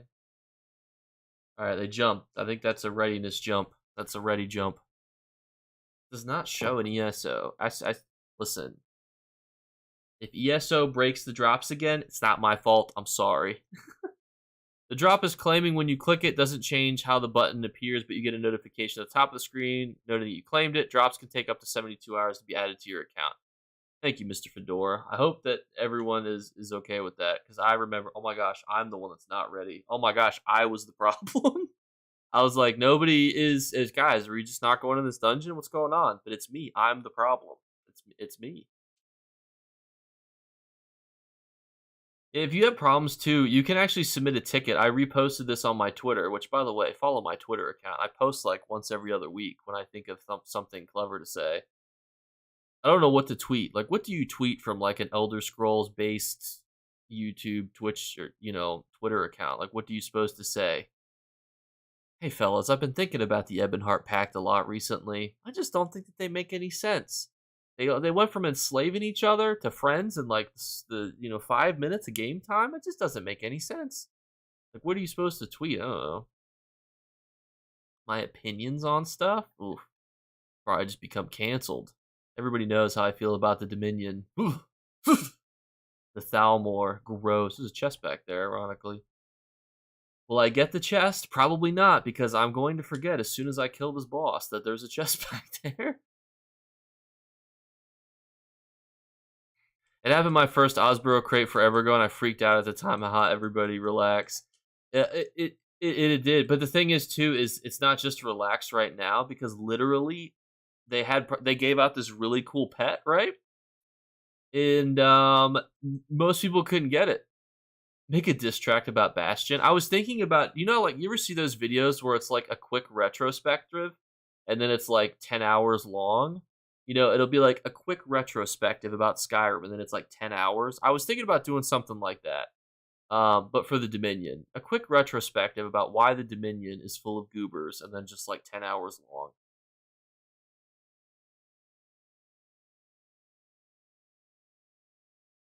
And do you want to know why I dislike the Dominion so much? I guarantee you that if you swapped the Ebonheart Pact leader and made him or made her like the Nord, except make her like a high elf, like musculary dude, and then you gave like the Ebonheart Pact like a waifu, you would lose half of the Thalmor overnight. You Half the Dominion would leave. They'd be like, whoa, whoa, whoa! There's no cute leader that we're trying to impress in the storyline. I'm out of here. I'm going back to the Ebonheart Pact. I like being a blueberry. Truthfully, Elo, I like it a lot. It's part of my personality. I had like a weird. I was asked a really weird question the other day. Not weird, but like it was like if you because I don't have any tattoos. I basically am the definition of like doesn't season any of his food. Drinks milk. I'm just kidding. But like somebody had asked me like if I was ever to get a tattoo, what would I get? And I was like, it was an interesting question. And I was like, I almost feel like I would get like an Elder Scrolls tattoo. Because like if you think about it,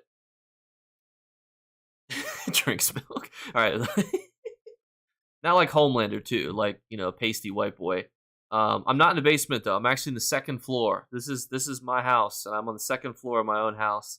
What will it take for you to join the Dominion? I don't know. Like maybe if we hit 100,000 subs on YouTube, we'll break out the Dominion vote. We'll do a vote at when we get to a everything you do is for the Queen. What if the Queen left? What if she was like, you know what?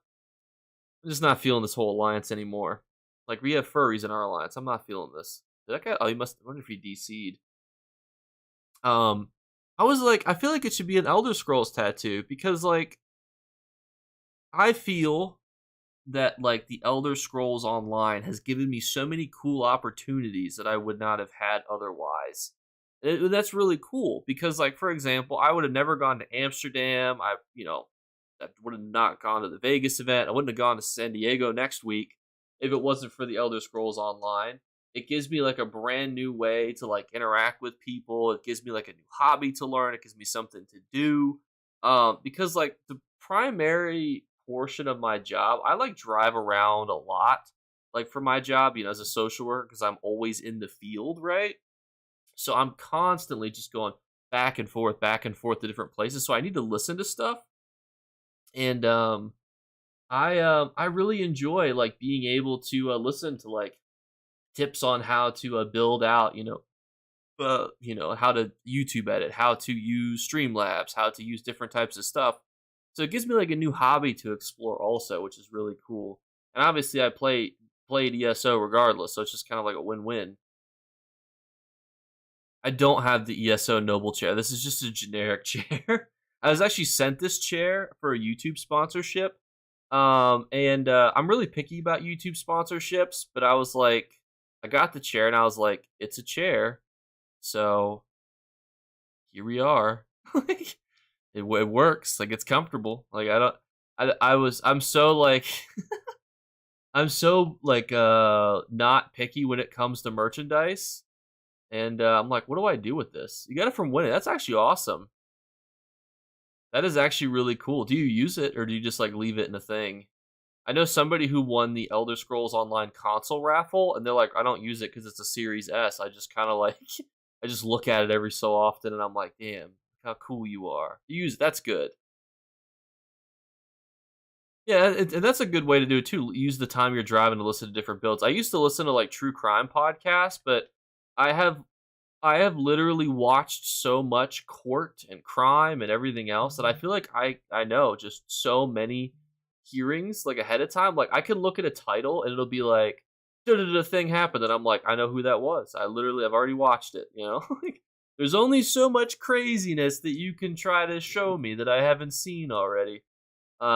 Especially when I used to work directly for CPS, like I used to watch that stuff all the time. I was like, my whole life is criminal justice, and bringing justice to the world and helping the community. Now I'm more like laid back. I do, more of like a volunteer, and then I do more of like healthcare type social work.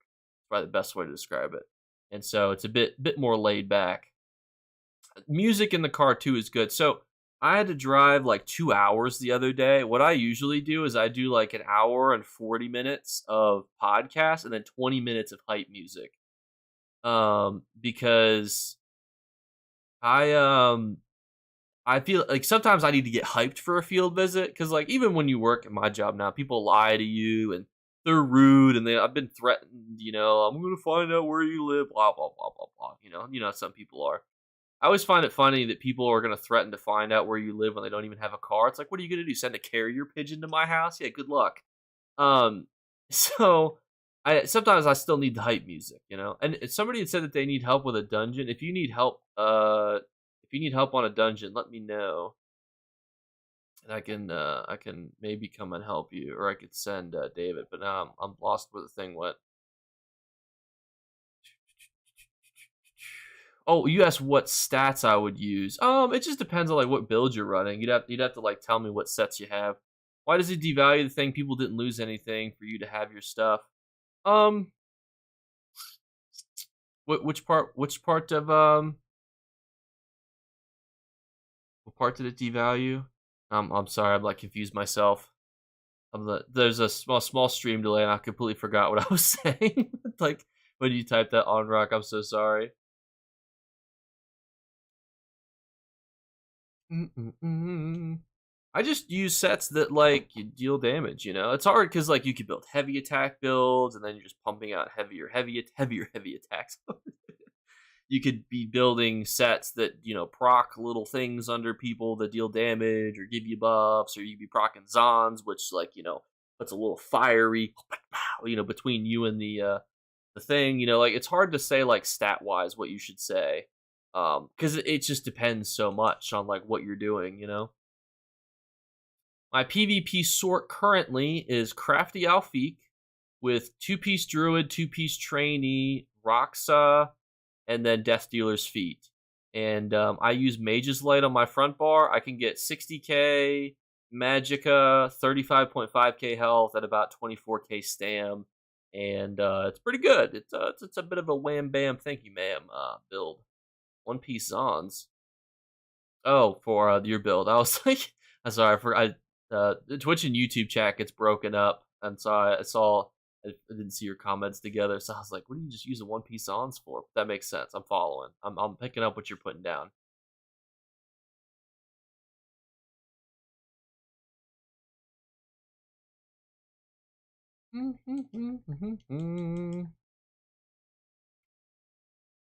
The Macabre set is pretty good. I'm glad that they kind of have like a way to make things explode again, for PvP or PvE, excuse me. I'm doing a max bag build as well. Crafty plus Ancient Grace plus Trainee is super fun. That's a good combo set too. If you switch to Druid, you can get a little more health. But yeah, I mean, you're pretty much doing the same thing that I'm doing as well. So I mean, more power to you. The nice thing too is if you also use Druid, well, I mean, you're using Trainee already, but as I say, Druid is craftable, so you can kind of pick which pieces you need. Sometimes buying Trainee pieces is annoying. Actually, isn't what's it called? I think you might actually get more mag if you used a Druid.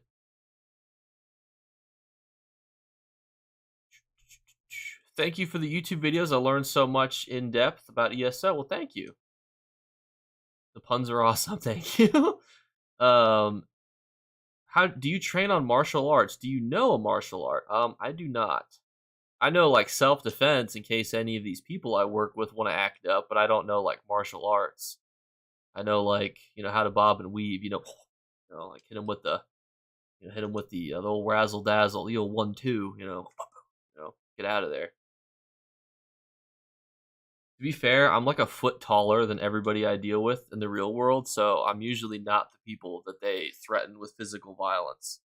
because I'm a pretty big boy, 6'5", people don't seem to give me the business in person. Sometimes they'll every so often. I probably worked with like 500 families, throughout the years of working as a volunteer, working at CPS, working at healthcare. Like I've worked, I've met so many families. Only I think only 5 have seriously threatened to like injure me in some way, like, so I mean, like 1%, which actually is kind of high now that I think about it, because like 1% means that if I'm like telling that to a new worker, they're gonna be like, 1%. That means by the time I get to 100 people, I want to have somebody threaten to kill me, and I'd be like, yeah, but like, like it's not always so serious.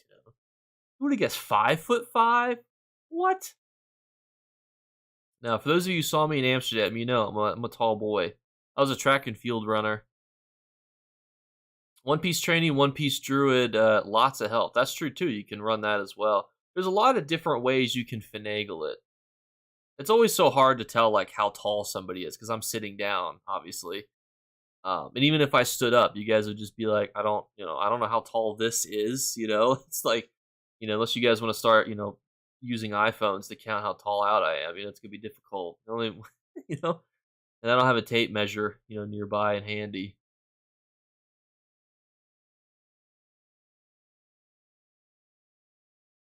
Are any of you guys going to TwitchCon or the San Diego event? You guys going to that? I saw that they booked it out pretty quickly. I was like, that's kind of surprising. I was like, that's interesting if they booked it so quickly. Usually, I feel like it's a little longer until they get all that stuff booked. We had a patient where everyone had to remove their name tags. A prisoner who killed like 3 and bit people. I thought you meant like 3 and a bit people. Like he killed like 3 and a quarter people. He has a mask and chains, pure Hannibal Lecter style. Yeah, I've had to deal with people in prisons before, and there's some people who oh look, the heavy sack is literally right next to the treasure chest. Did he just fail to pop lock it and left? He did, and I just failed to pop lock it. I'm a big boy. I ate my vegetables as a kid. Eat your carrots. Um, yeah, there's some pretty. There was a 22-year-old person that tried to kill his parents that I had to interact with in a prison, and he would throw fecal matter at the glass while we were talking, and did not help the smell of the prison. Prisons are not naturally a nice smelling place to begin with. Throwing fecal matter in just doesn't help. I would even argue it makes it worse. Not the potpourri that you're looking for on a normal basis. Oh my gosh, you guys like killed it by the time I even got here. Like a noob. Look at me. My own skip's not even good.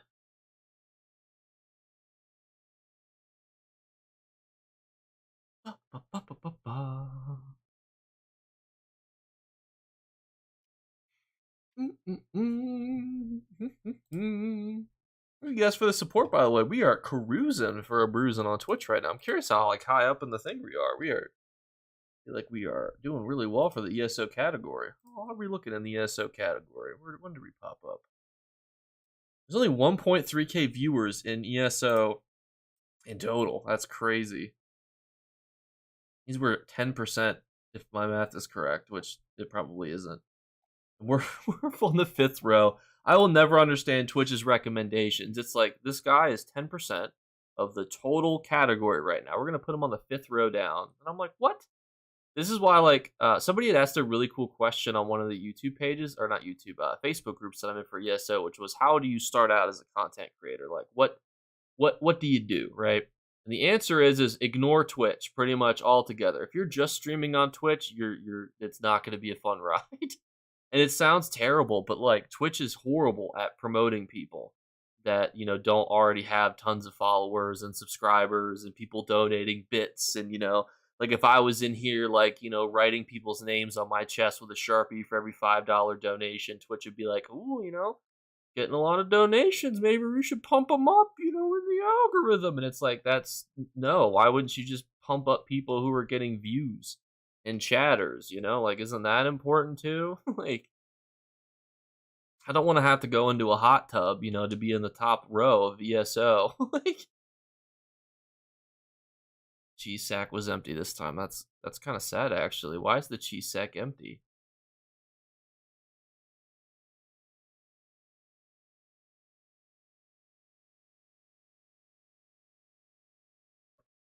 I thought it was a treasure chest. That's just a waterfall.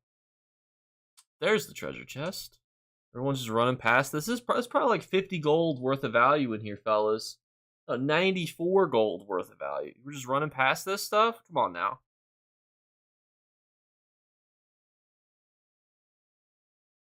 But if any of you are interested in starting out in content creation, the trick is to be informative. Is my recommendation. And the reason I say that is that I watch a lot of content creators who are smaller. It's really hard to break in. So like I would say you have two options to make YouTube videos, right? You can either be in licking your mic is a wild one, but that's they get the views. I'm on the fifth row of Twitch. So what does that say about the other content creators? What are they writing on their chests? I don't know. What's Nephis doing? Is he writing people's names on his chest if you donate to him? I don't know. But you pretty much have two options. You can either be like informative or you can be a personality. Like you could just be like fun, edited videos that are like engaging. Making fun videos that are engaging is very difficult to do repeatedly, and I would actually say that it can be very difficult to replicate, and it's hard to get promoted because people who watch like a funny one-off video are not likely to come back and be like, oh, look, this is the same guy again. Especially if you're making them like slowly over time, it can be very hard to break into a specific niche. I would almost say you need to do something different. I've always said too that ESO needs like more lore videos. And you got neither, no personality nor info. Hey, you're not wrong though. You are not wrong. Listen, we got 10% of personality, 10% information. What you're saying though, Toe Man, is that you're actually here because of my ASMR voice, is what you're saying. No judgment.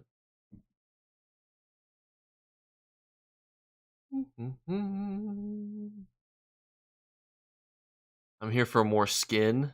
Let me roll up these sleeves for you. Let me show you. Oh, look at that farmer's tan. Oh, you can even tell, even in just this light, you can see how bad it is. Look at this. Look at that.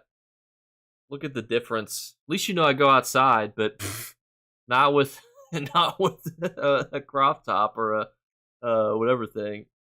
Now Twitch will promote. Oh yeah, Twitch. Oh yeah. Oh yeah. Oh yeah.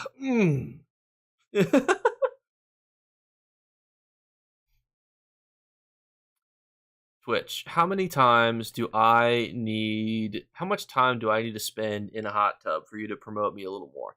That's what I want. That's like, is there a meta, where it's like an hour in the hot tub, an hour, whispering into the mic, like, hey, everybody, what's the meta?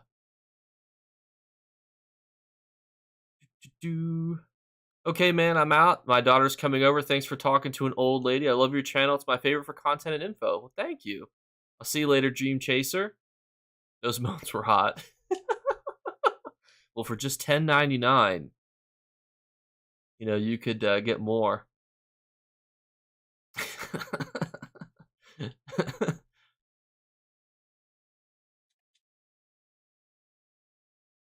But I appreciate you guys for being here, because sometimes I do feel like I am not the most informative.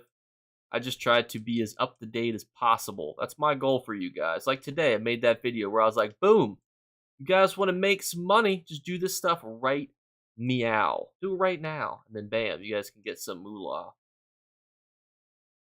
Try the sleep streams. I don't know how well that's going to work. I don't know how that strat's going to be. I also think too, Twitch said that they're trying to get away from sexualized content, which is probably good because the majority of people are literally children.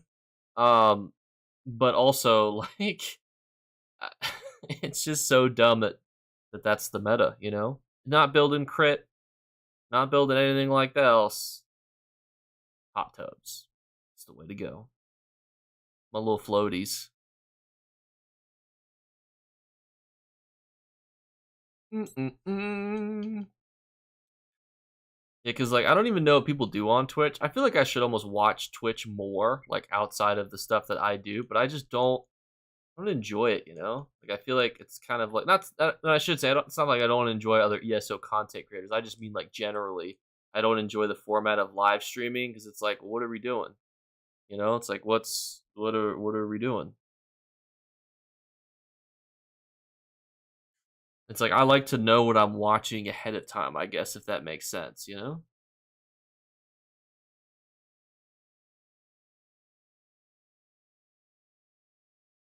And I feel like there's a lot of streamers that also give like a lot of people a bad name, you know? Like there's quite a few of them that make unique comments, you know? Like Twitch streaming is harder than a 9 to 5 job. That was a definitely a very unique one. I was like, um as somebody who goes to work and starts Twitch streaming, I think that it's actually this might shock you, it's actually easier to stream on Twitch. This may shock you, but farming fungal grotto for 8 hours a day is actually not as soul crushing as going to work.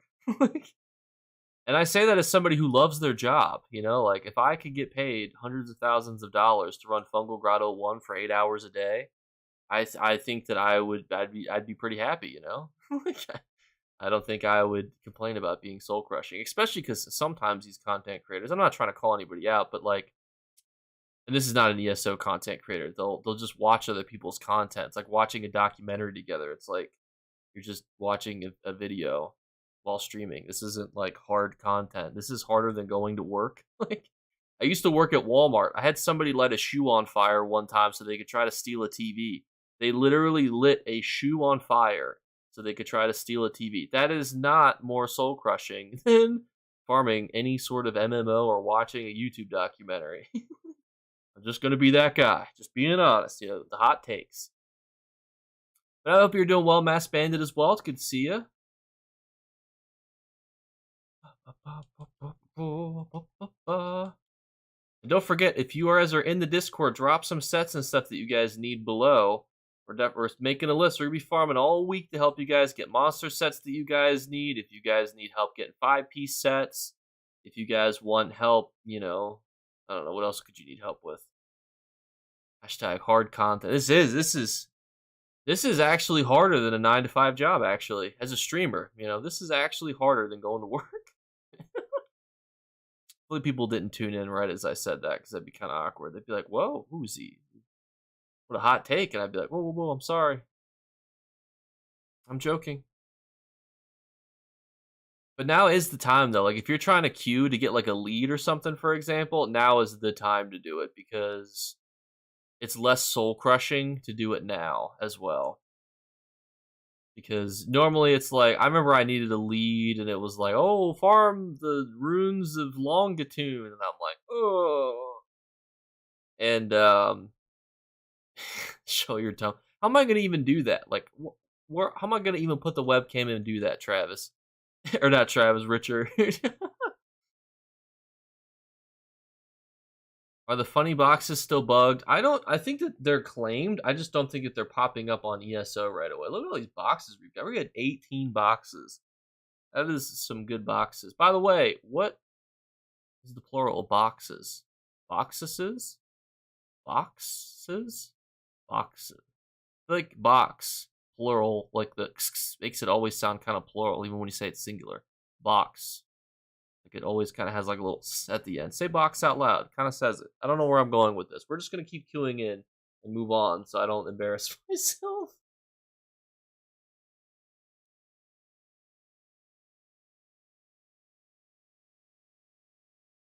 Box in, box I, box of people. What is the most overrated set in PvP? Or PvE, excuse me. Noble Duelist is the most overrated set.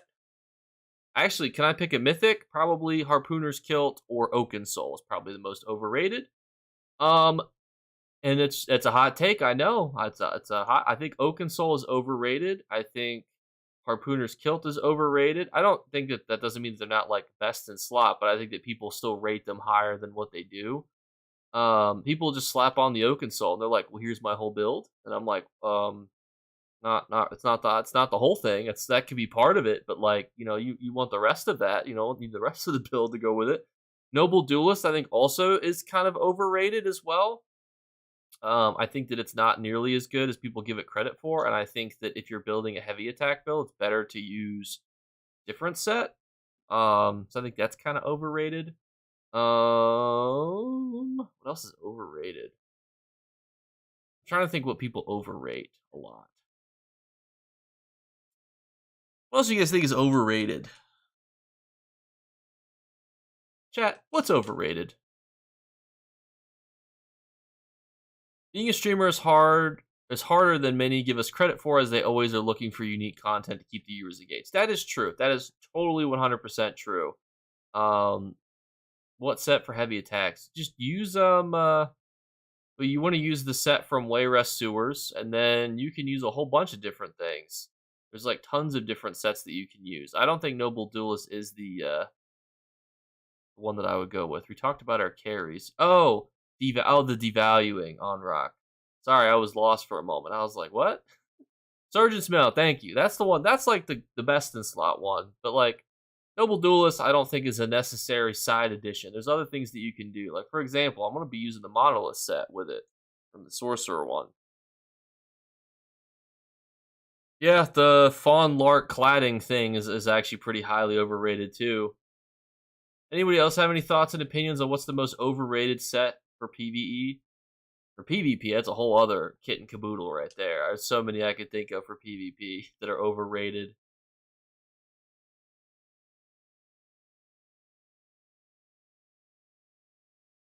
What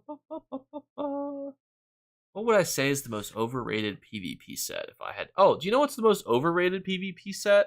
And this is how you... If you go and you look at a guide and they recommend this set for a sorcerer or for a mag build, I automatically assume that they are not up to date on information, even if they say, hey, we've updated our blah, blah, blah.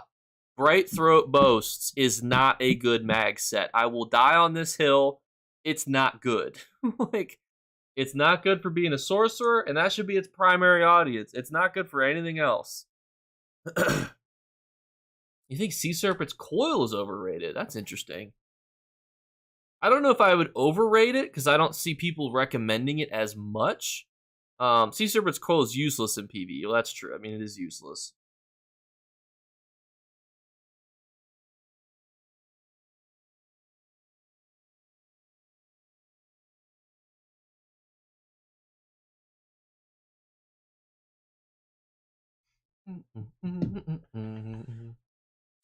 Trying to think of some other things that are overrated. What's overrated? Oakenfather's pretty overrated for PvP. I think Dark Convergence is overrated because people are like, you can, use this build, 1vx everybody. And it's like, it's not quite that easy to just use Dark Convergence like that. I think Dark Convergence is a bit overrated. But to me, it's Bright Throat Boasts. To me, that's the number one overrated set. See, the thing about Malachite, I don't think that a lot of people are recommending it, though. Is the only reason I wouldn't say that it's like not super abrasive is like a lot of people don't talk about it anymore. It used to be talked about all the time.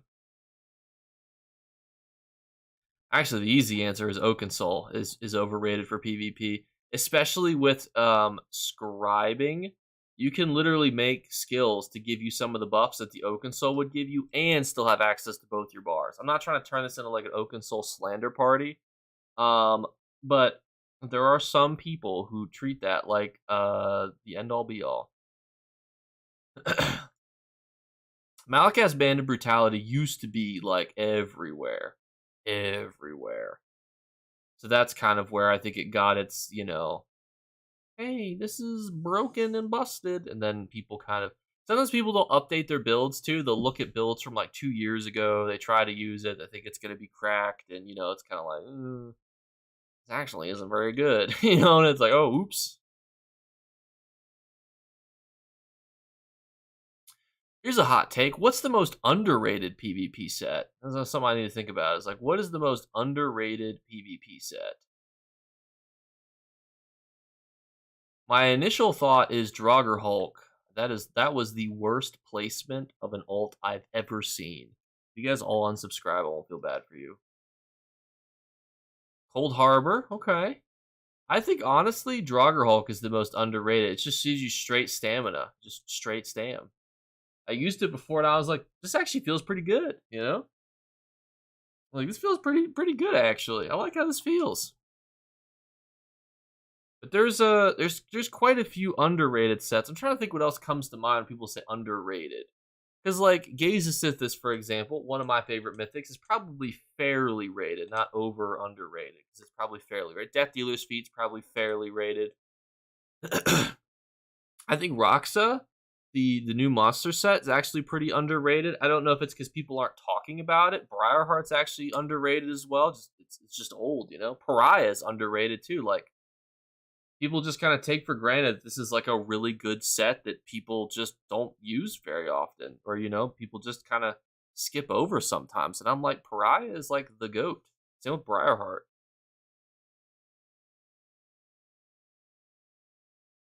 You know what I still see recommended quite a bit that makes me sad is Ironblood.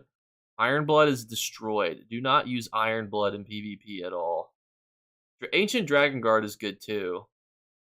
I'm just trying to think like what are some things that people say is bad but is actually good. You know what's a set that or a thing that's actually good that people say is bad is Snow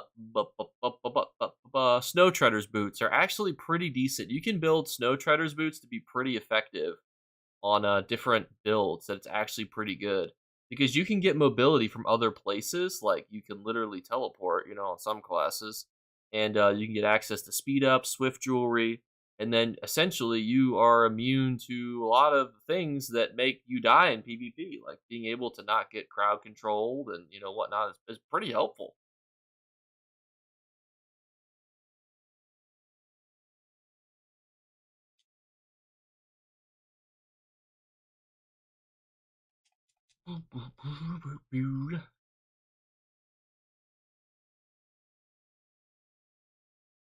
My main Bosmer stand blade, I use Mora's Whisper with Slime Crawl instead of a monster set. That's actually a good point. You know, that's actually that's mathematically, yeah, it's better as long as you're not using another one. Especially because people people overrate the harpooner's kilt. In my opinion, you if you're doing a dungeon and you're getting attacked a lot, you essentially have no bonus because you're getting touched. And the whole stick is if you get touched, it's not as good. So like you can't you're not getting a buff if you're getting hit by things. And like I understand when people suggest it. It's great, but like it's not good for every scenario. Dural's is massively stepped on, but using it since it came out. What's Dural's 5-piece? Or where does it come from? I'm trying to think what that even is. I feel goofy because I feel like I should know, but I don't.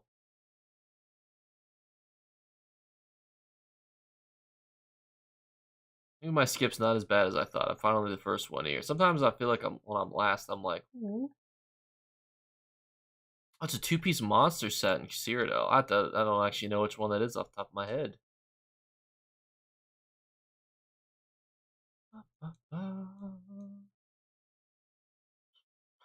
Rallying Cry is another set that I feel like is kind of slept on sometimes too. But it's a bit weird because like there's some people that recommend. I see like a lot of people recommend. Like if you ask like random people in Grey Host, they'd be like, "Yeah, Rallying Cry is good."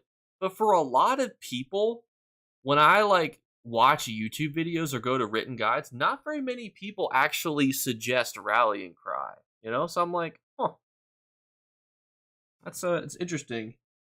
I gotta charge my phone. 1 second. Yeah, exactly. Well, it's like parsing is very different than anything else. Like, I'll give you a perfect example. One time I parsed 305,000 DPS. 305,000 DPS. Do you guys want to know how I did it? You guys want to know how I parsed 305,000? Which is a high number, obviously. That would make me the greatest DPSer in the game. Not was not Azurblight.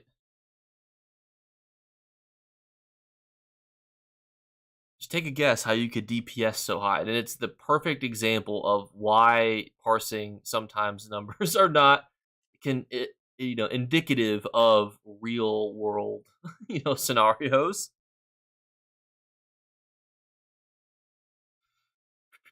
I'll give you guys a minute to guess.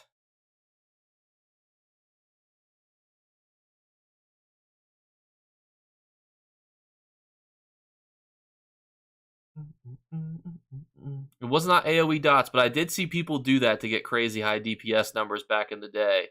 You're getting closer. We're getting cheesier, you know. You're getting cheesier. You're getting there. If anybody gets it before I say it, you get a gold sticker. Good noodle star, if you will.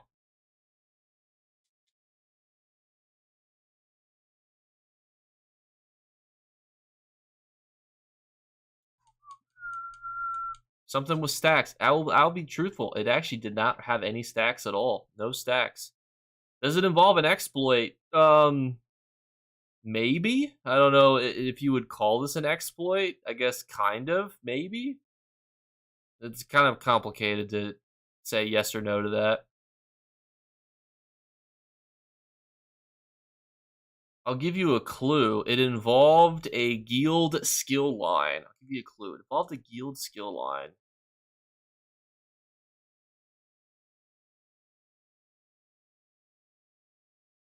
And it's so, when I tell you, it's so stupid, you're going to be like, really? It's so stupid, but it's so funny. So it uses a guild skill line.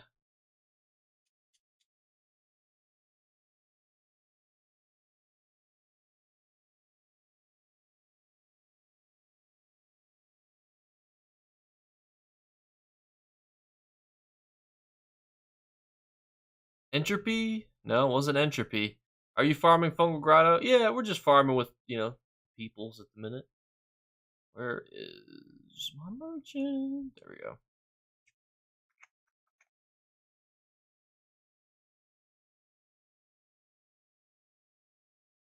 I'm confused. Yeah, I mean now it's a real doozy.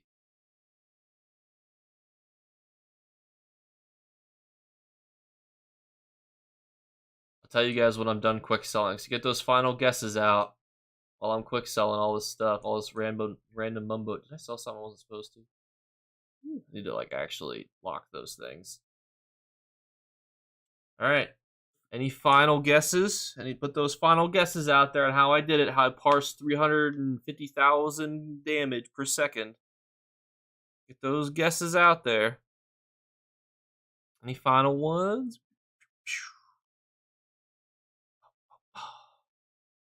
I'll give you guys until I kill the first boss to get any final guesses out, because I want to give you guys a chance. I'm trying to think of another clue I could give you that wouldn't give it away. Uses a world line, or sorry, guild line. It uses a guild line that's a DLC, so it's not Mages Guild, not Fighters Guild, because those are base game. So that's your Sijic Order, that's your other ones. Red Eagle was not the Red Eagle. That's your DLC only lines, And since I'm about to fight the boss, before I tell you guys, I'll give you an even huger clue. It's a passive. It's actually not an ability, not an active ability. It's a passive, or it's a, I guess you call it a passive, non-active ability, not something you put on your bar, but it's something that you get from a DLC line. Because he's got 69 health, 69%, 55%. Come on. Blade of Woe. There you go. You could Blade of Woe the target, dummy.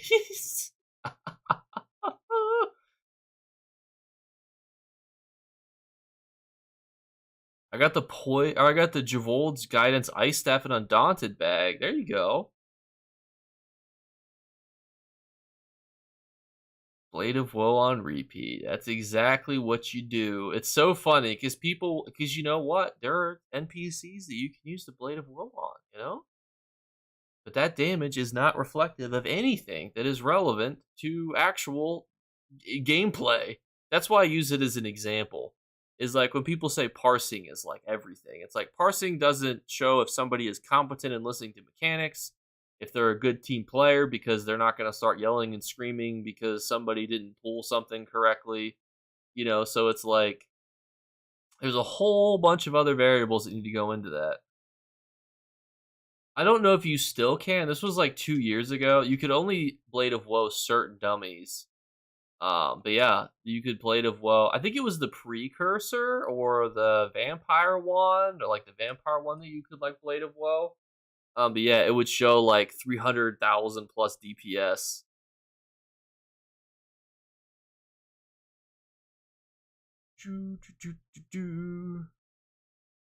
I mean, to be completely honest, there are like other ways you can cheese like high crazy DPS, like stacking multiple ones together, stacking AoE, stacking like Daedric mines. Like you can do all sorts of like weird stuff to like increase your DPS numbers. But I've always been of the mindset of like parsing is a tool and like tools are important, but tools are also not everything either.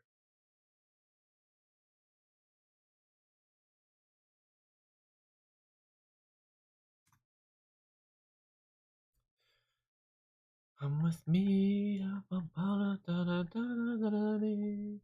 Orb machine gun. I am unironically going to make a one button build for everybody. I am going to make a one button PvP build that you could take into Cyrodiil. Watch me. And I might even do if that video does well, I will do another one for another class, like another one button build, and you can just spam to your heart's content.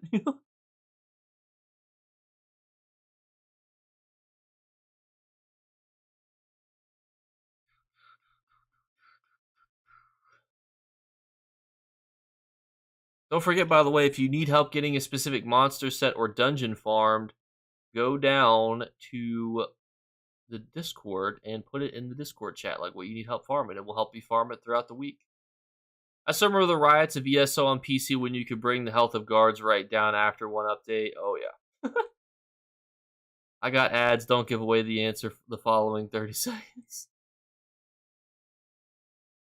Oh, no. Sorry about that. I won't say anything.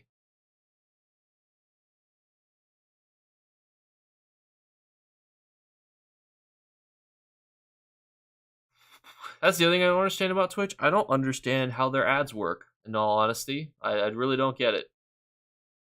Like, is it interval? Like, sometimes I feel like I watch and it gives me 3, then it gives me 6, then it's like,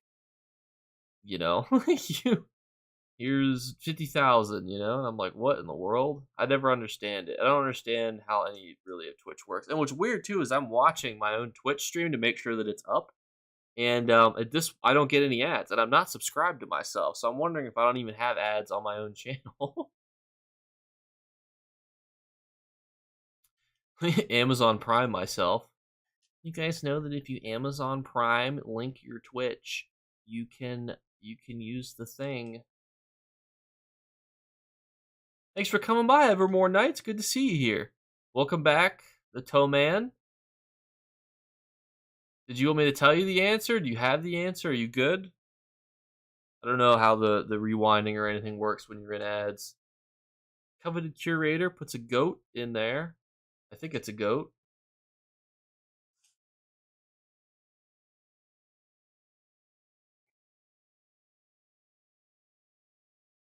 Do I have an ad blocker? Maybe.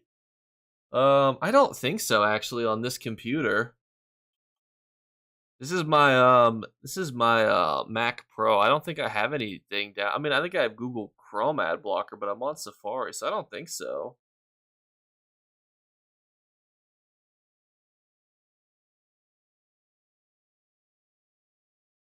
You were actually correct, the Toe Man. Your answer was correct. With I think it was you that said it. Yeah, Blade of Woe and repeat. That was you. You were correct. And then you got an ad, and you never knew that you were correct. You didn't even know. That's so sad. The ad said they're not going to build his ego up anymore. Don't let him know that he was right.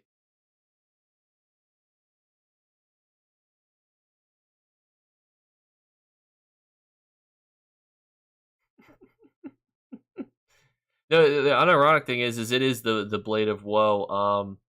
The Blade of Woe would let you kill AI or the NPCs, and it was so fast.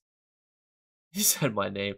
To be, I will say everybody's name if you want, as long as it doesn't, as long as it's not like Seymour Butts or Bend Over, you know. As long as your name's not like Benjamin Dover, you know, we're good.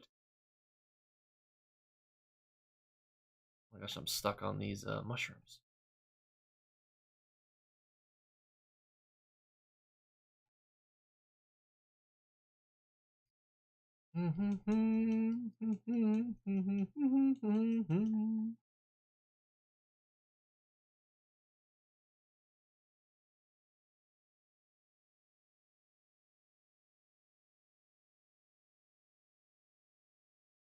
After 4 to 5 years, I have the resto staff to the green pack. There you go. There's so many sets that like I want to like get more pieces of, but I'm just like I can't. You know, I can't. I can't go back in there. I don't want to farm anymore. I'll never do that to you. Thank you. I appreciate you. I'm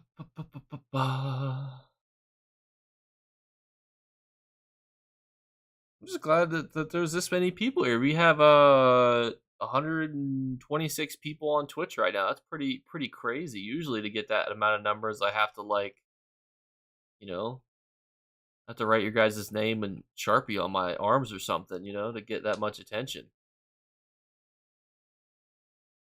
Yeah, I actually don't know if I recommended Spider Cultists. I don't know if I don't in my best dungeon video or best dungeon sets. I don't know if I recommended that. It would be nice if they upped the number on old sets like Viper, so build diversity would increase further. Yeah, or build diversity would increase further. I think that would be good, like kind of buffing some of these old sets. Here's the joke of the day for y'all. I gave my handyman a to-do list, but he only did one job, or did jobs 1, 3, and 5. Turns out he only does odd jobs.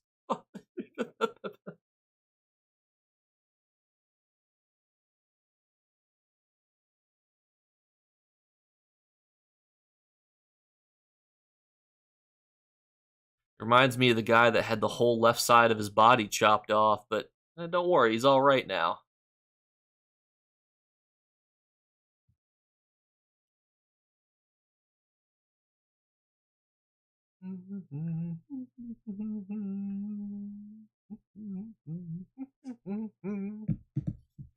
Sneak peek into the next intro joke.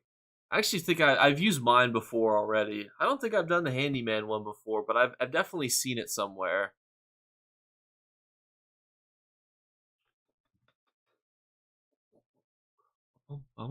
Intermission, I guess.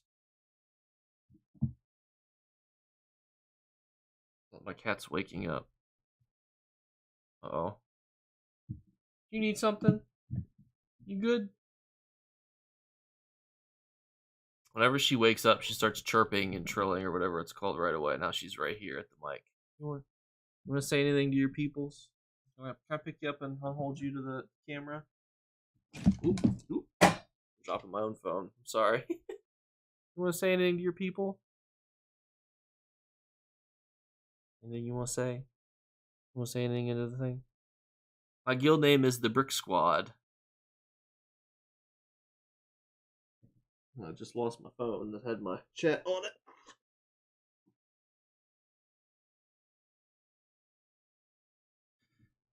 The guild is called Jake's Clips. Can you imagine if it was? That'd be so conceited. Jake and the Boys is the guild name.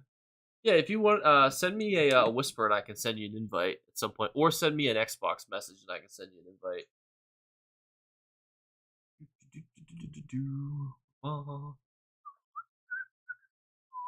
Or if you're in Discord, just put your name in the guild invite tab also, and I can shoot you an invite. My gamer tag is Jake Clips, or Jake Clip, excuse me, no S. It's just Jake Clip.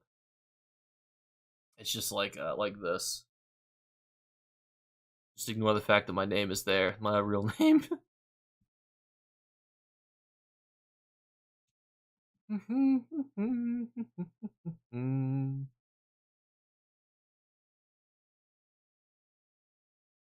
These guys are farming a lot. I thought that we would, people would take breaks. Apparently I'm the weak one who's like, you guys just want to keep going, huh?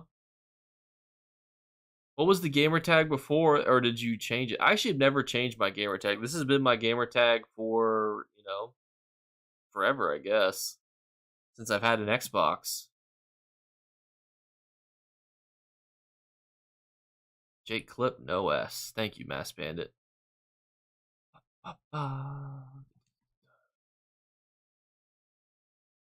Plus, I feel like it kind of works like as a YouTube handle, Like it kind of works.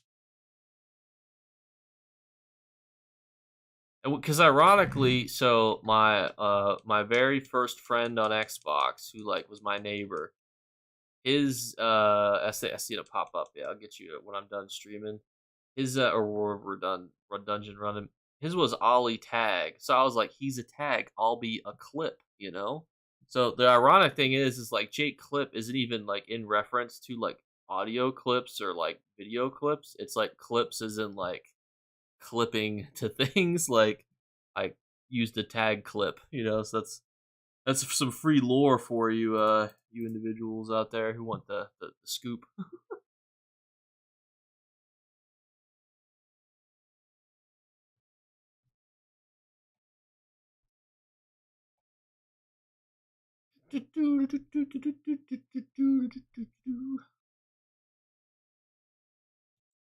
If you decide to cut your hair, you do not have to change it. What? Are you talking about when Travis offered me $500 to shave my head, and I said, no.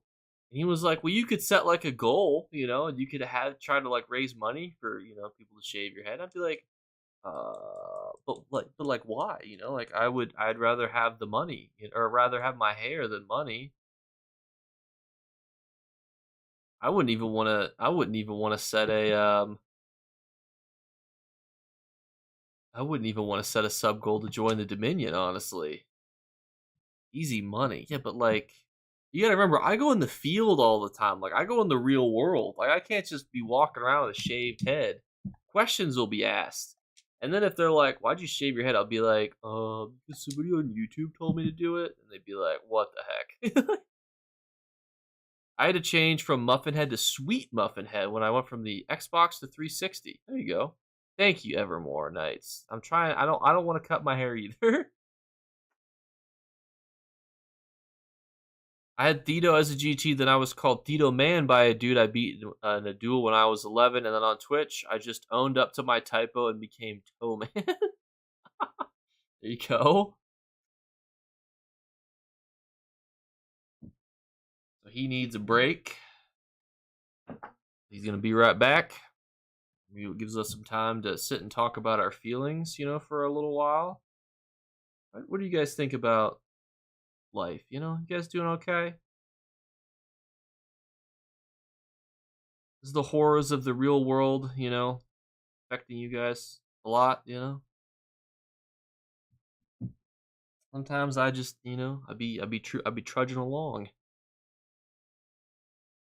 What's with the aversion to the AD? So I went from Skyrim to ESO, and I hated the Thalmor inside of Skyrim.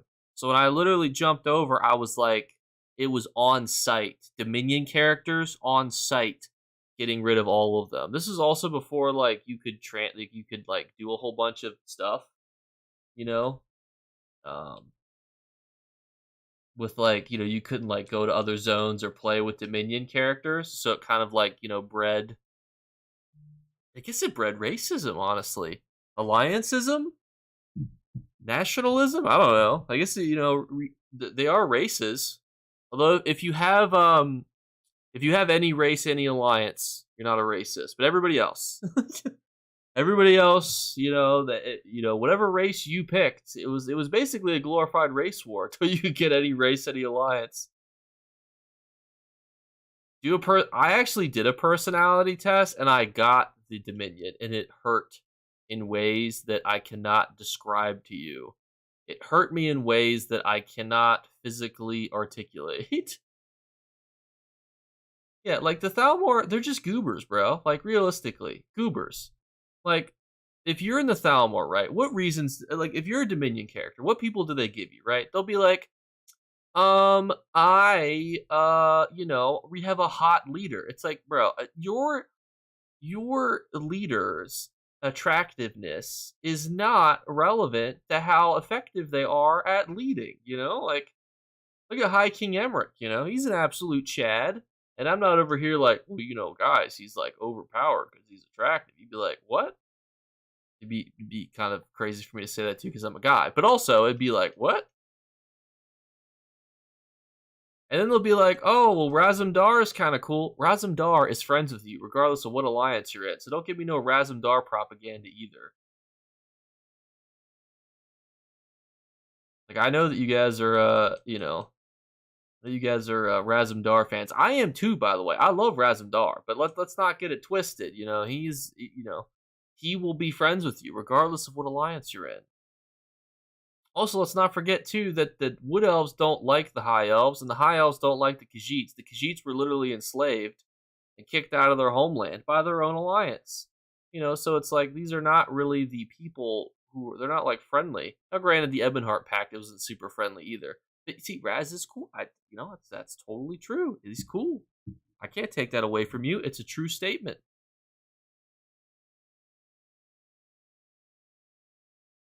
Yeah, Bosmers are underrated, but like that's the other thing too is I don't like that the Dominion doesn't even really like each other. Everyone in Tamriel is racist. I mean, yeah, that's kind of true.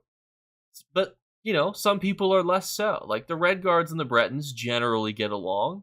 One of them doesn't want to live in the desert. One of them doesn't want to live in magical forests. So they have a perfect split. I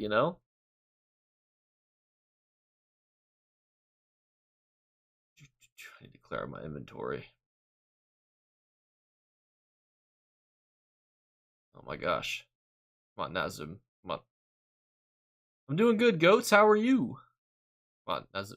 Can you move away from the... Okay. No? There we go. That's... I'm like, what's going on?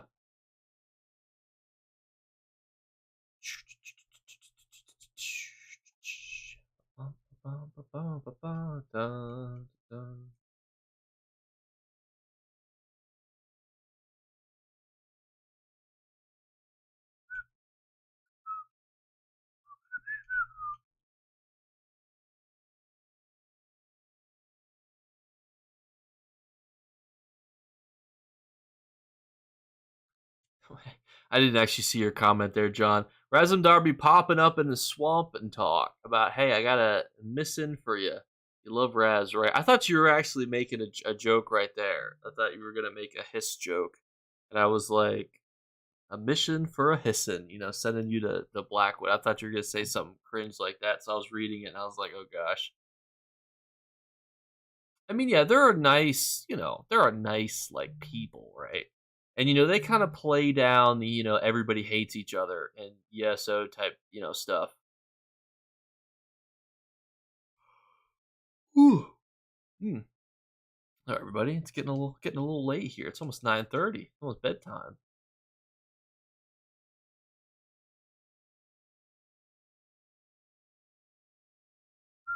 I actually do really like that home too. Kellensen's run. I don't know how to spell it either or pronounce it. Like, I don't know. I just confidently pronounce words in ESO and then just hope for the best. And then you know what? If I get flamed in the comments, it's still engagement. Like it still works for the algorithm. Although comments apparently don't really do anything for the algorithm. So not really. Not really in the way that you would think. Oh my gosh, I needed to wipe my eye and I was on the wrong bar. Buff food is ending too. We're just a hot mess right now. Buff food's ending on the wrong bar, trying to scratch the eye. We just missed out on who knows how much DPS. This is why parsing is not accurate. Frequently wrong, never in doubt. Exactly. Like motive, Oh, the heavy sack. At least everyone in the world can get along together as friends and play ESO. Exactly, except the ones that teabag each other in Cyrodiil and Battlegrounds.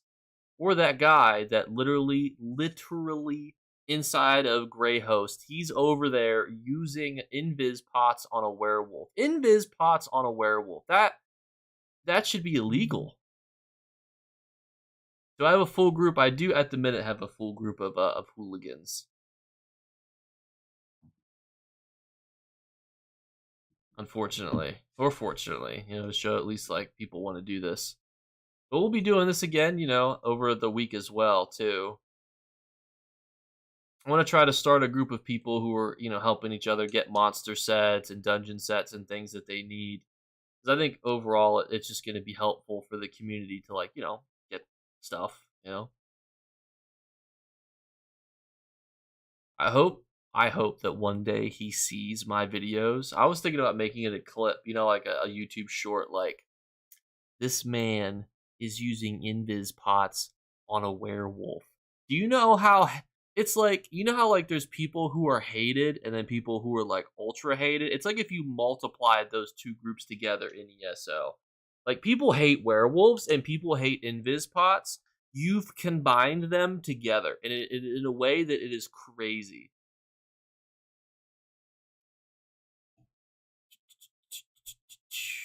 Wait, trying to teach the world how to play ESO his own way and is 6'5" plus results on a quiz. Altmer confirmed. I mean, I don't think I teach people my way. I'm kind of like, hey guys, do you want to do some stuff? To be fair, like, there's not that many YouTube videos out there on like stuff. Like, there's some good ones. I'm not saying that I'm like cornering the market, but like, there's not a whole lot of information. Like, so for example, when those new furnishing plans were added to the rewards coffers for the Westwell dailies, how many people did you see cover that?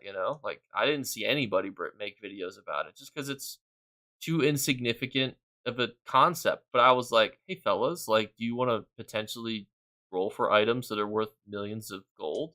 And people were like, well, yeah, I'd like that. A lot, actually. I would like to not be broke. And I'm like, well, you could do these. And they're like, oh, thanks. Like, people you don't really tell people how to play. You just kind of make it more appropriate for the Altmer mentality. I don't know about all that Altmer slander and talk, but I do appreciate the positive parts of the sentiment.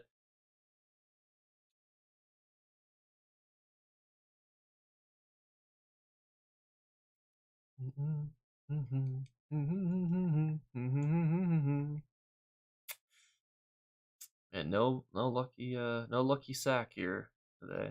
This run. Oh, oh, oh!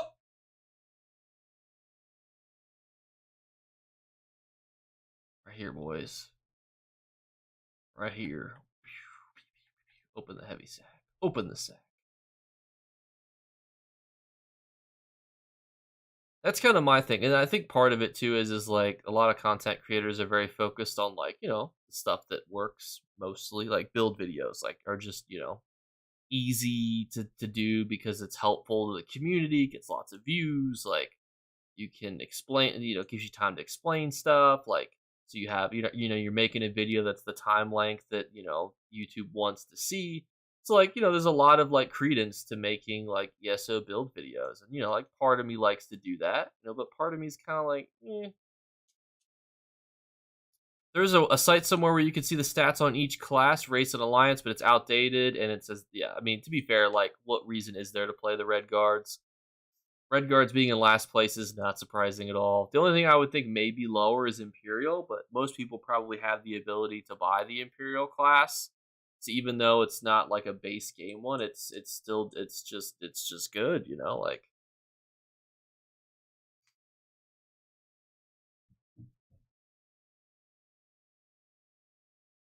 you can't argue with how good something is if it's good. Well, they were both at 4%. I like that yours is from a console perspective. It means I can see an experience that's more vanilla even if I'm on PC. We are pretty vanilla over here. No add-ons, no no seasonings on our food. No, we're pretty vanilla. Most characters are dark. Dark elves, to be fair to, are also pretty meta as well. Like when it comes to being good at things.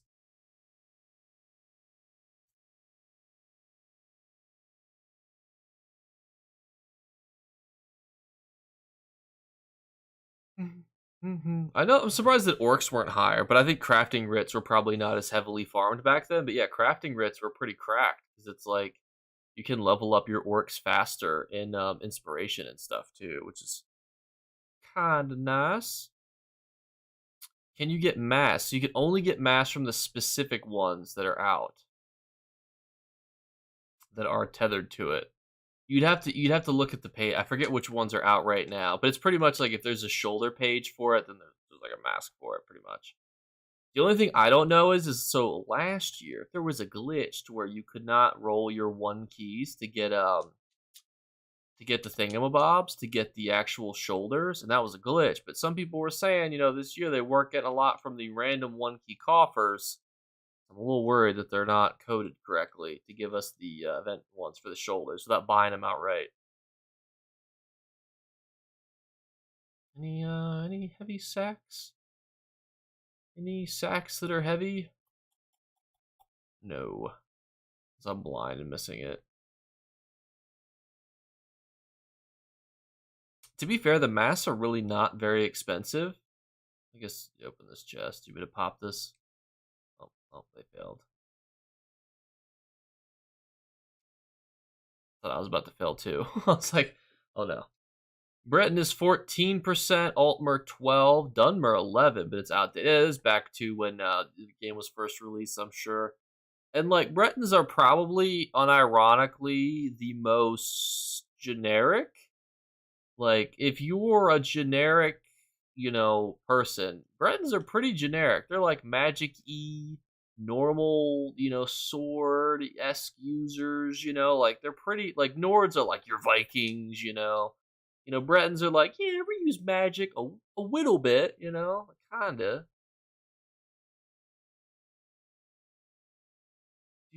Let me use my merchant. I'm poor in this game, but I like watching both you and Arteo when it comes to making gold. When I finally decide to make some gold, it keeps me from going insane at work. Listen, if you need help making gold too, just let me know. We can help you out too. Well, I can help you out. I don't know why I said we. If you play on Xbox, if you play on PC, then maybe Artea can help you because she's on PC. The inventories are slowly getting fuller and fuller. It's inventory management simulator. Every day becomes a little bit harder.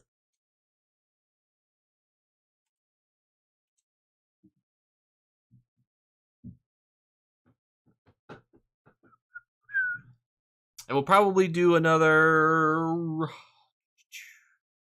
say, about 12 minutes of dungeon farming, unless somebody takes a break. Then we might just call it there.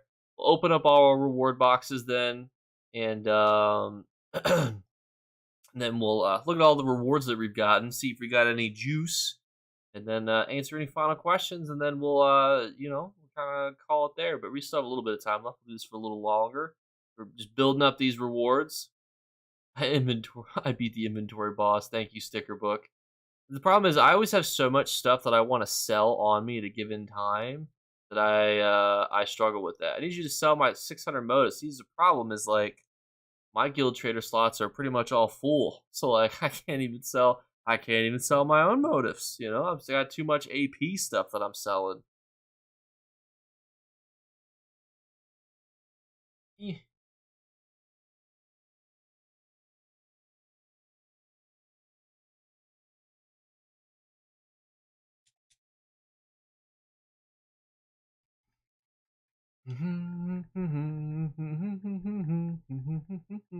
But I really want to make a really good one button build now. Now I'm like thinking like, what are the ways that you could build a one button sorcerer to be OP? Thinking of all the juicy ways to do it. All the things that you would need to put on that skill bar. It actually is arguably going to be easier when I do the Nightblade version, just a one button Nightblade build. We'll see. Oh, yeah, you need it. To be completely honest, though, you need it. You need a second guild bank, I hoard mats in case I would like to build craft, as I find that funny, but I doubt I need 800 tempering alloy. Yeah, you overkilled it quite a bit.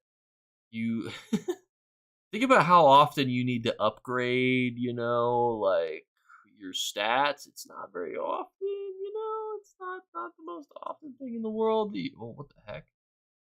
We're throwing. We're throwing. I have 3 guild banks. Love your videos. Thanks, Fawn. Hope that I said that correctly.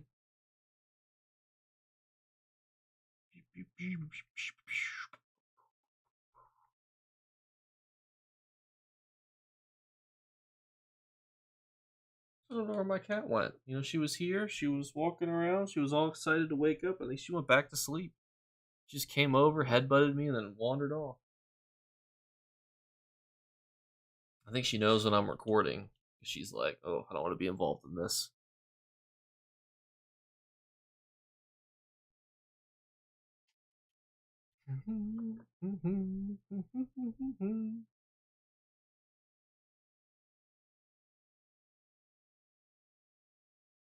What is 1 wax? About 3,000 gold. so not a lot. EC, I think it's even more. I think we were looking at it earlier. I think it's about 15. About 15 on PC. These are recent listings though. So I mean, I don't know. Let's see if I can search by the lowest listing. Yeah, pretty much the lowest listing that you're gonna find is 10K, and that's in like refuges. I actually am not really like looking forward for any specific set on it. I just want undaunted keys because I don't like farming pledges because they're not fun. I don't like farming dungeons in general, so which is ironic because we've now farmed this dungeon for 2.5 hours, but I farmed this dungeon for 2.5 hours, so I don't have to farm other dungeons for longer.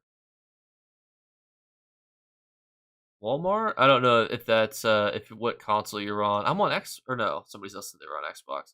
I'm on Xbox. I'm just lazy, but that doesn't mean I'm not going to watch your videos because they make me laugh and they're always positive. Well, thank you. I need to, and then Dreams Gone said I need to eventually join a 3rd trading guild, probably Walmart. I don't know if Walmart is on Xbox. There was a Walmart on Xbox, but they're no longer there anymore. I do the boxes. I don't even farm pledges. I'm over here just farming these boxes, you know? I don't do pledges. I ain't interested in no pledges. Wait, is this a heavy sack? Heavy sack. No, I'm in combat.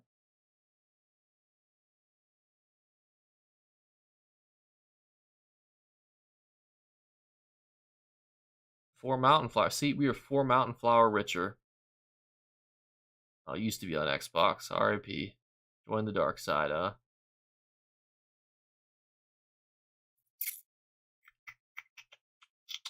I'm hoping ZeniMax will take me as their token console creator, but they already have 8 puppies, so I don't think I can fill that role. I can't be their token their token content creator now for Xbox because they already have one. Hopefully, I don't know when they're gonna release the content creators like thing. They opened up the little application thing for podcasters, content creators, and streamers, and I was like, I'd like that. I feel like I'd be a good candidate. I feel like I'd be all right. I feel like I'd be all right at that.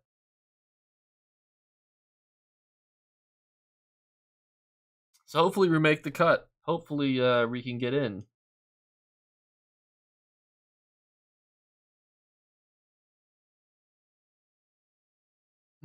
If not, if we don't make the if we don't make the cut, rejoin the Dominion and restart our villain arc. We go through so much character development, we develop into a villain. If we don't make the cut, that's what we do. We become a Dominion hooligan. And I give my guy like an emo cut, where he looks all sad. To be fair, I've already been rejected twice, but that's when they were just doing Twitch. So I'm hopeful that because they're doing YouTube that they'll bring us in. But I truthfully, you never know. Hopefully, though, hopefully. I'm always, hey, whatever happens, happens. People are still going to be watching probably the same regardless. Although a Jake Clips Dominion arc would be interesting for YouTube, It'd be funny if every time I recorded with my Dominion character, I was like all sad. I'd be like, ESO's player population is down. Sales are not very high right now. Everything is sad. And then, like, when I record the other videos, I'm like, what's going on, YouTube? So, the economy is going through a bit of deflation right now, and not the sexy, flirty kind. So, what we are going to do is learn how to make money in a broke economy. Step one, sell mundane runes. You got to sell stuff that the rich want. Like, you're positive, funny, and brand friendly and consistent. I'm sure you'll get it. Yeah, I mean, I'm hopeful. I'm not unhopeful. I'm just, I won't be devastated. I'm always just curious because it's like, um, you never know. Whenever you apply to anything, you never know. Also, never been described as brand friendly. So that's an interesting, interesting word. I mean, it makes sense because I'm usually pretty like, you know, consistently level headed. I'm not like selling you guys how to cheat and whatnot. Like, hey guys, can I sell you guys exploits? And the developers are like, no. You can't really do that. That's not something that you should be doing. And so, but what's interesting, the reason I like almost disagree is that I dislike most brands and I refuse to work with most of them. Like, there is just so many brands that I just dislike, because I think that they don't. I feel like they take advantage of people and convenience, and they don't actually deliver something that's helpful. I don't want to necessarily name any names, but like most VPNs, you can get a free VPN. Why do you need to pay for a VPN? Realistically, oh, it's less than 50 cents a day. 50 cents a day over a year is still over $100. So like, oh, but you can watch Netflix and see shows that you don't normally see. Okay, well, if I'm going to use a VPN and break TOS, why don't I just watch the show illegally to begin with? It's like, why? If I'm gonna, go around the rules and stuff, why would I do it in a way where I still am beholden to paying? Brand risky. No, I understand what you mean. I totally understand what you mean. I appreciate it too. Same with stuff like uh what's the word I'm looking for? I always hate stuff like better health. Like better health to me feels like a scam. And it's sad because like you can see conceptually how a product like Better Health would be good, but they scuffed it and they do it cheaply. And that's the problem is a lot of these brands that work with YouTubers because they know that if you just dangle the keys in front of them that they'll pay a lot of money. I'll give you a perfect example. I was offered $800 to do a 2-hour live stream on a video game that I could do, I think up to 4 times in a month. So I was offered, what is that, $3,200? Is that $3,200? $3,200 to play a game on stream for essentially, what, 8 hours? So I would be making, 32 divided by 8. And it's not worth it, like it's just not worth your reputation to play scam games. But you could see like if you're a small content creator who needs money, like these brands almost prey upon you and your credibility because it's like if I was desperate, I'd be like, that's a lot of money, I could do a whole bunch of dumb shit with that. That's what's sad. And that's where I think that any YouTuber that promotes a brand, not to say the brand is immediately bad, but you just got to be a little bit more skeptical. It's like, why do you feel that advertising through here is, bad? But you see, like, I don't even mind like Raid Shadow Legends. To me, like, if you play Raid Shadow Legends, you know what you're getting. It's a mobile game, right? That's totally fine to me. And like I like Bloodlines, Heroes of Lithus. I also play Marvel Snap on my phone too.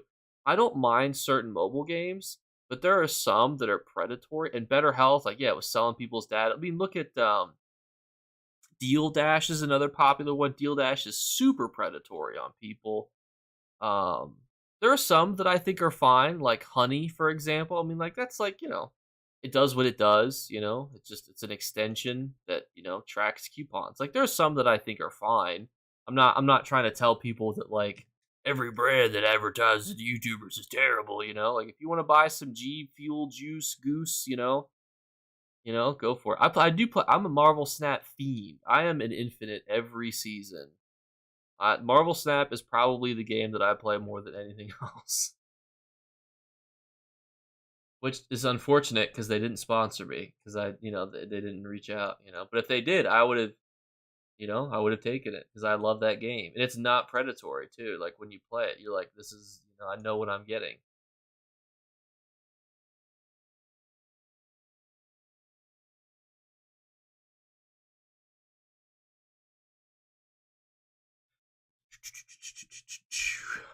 But yeah, the rotating Telvar merchant is kind of interesting. I'm curious to see what that will do for the economy. I'm also curious too, like you're gonna be able to get curated tradable drops. That's crazy, you know? Like realistically, curated tradable drops. You could literally just sell powerful assault ice staffs all day, every day, just as soon as the update comes out. Oh, I just woke my cat up. I'm so sorry, Evie. I hit infinite 3 times in the past 2 years. I mean, it depends on like how often you play. I have not tried Elder Scrolls Castles. Um,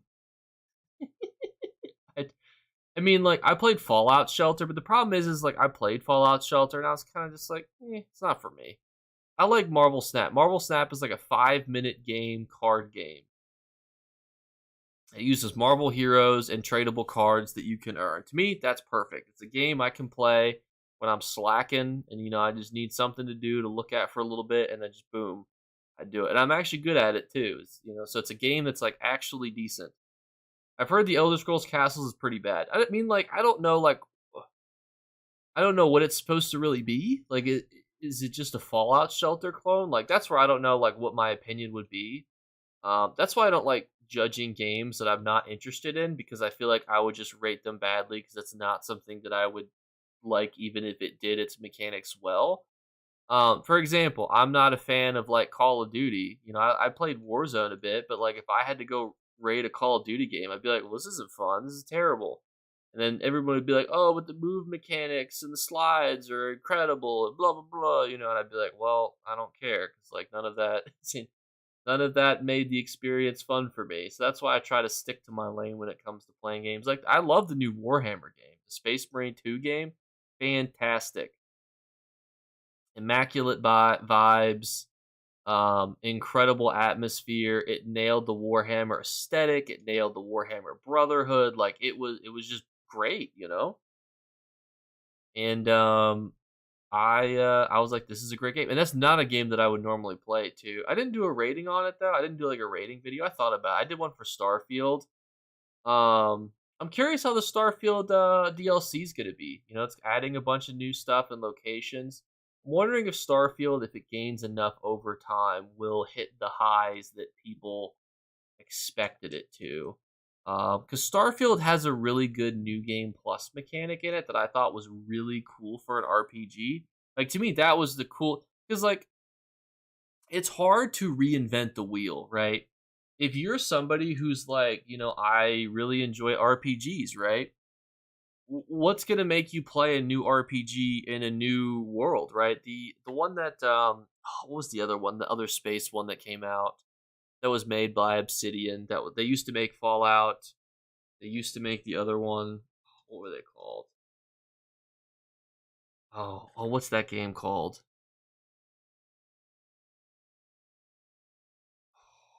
Not No Man's Sky. I'm thinking of It was made by Obsidian. It was like it was an RPG by the main people who made Fallout New Vegas.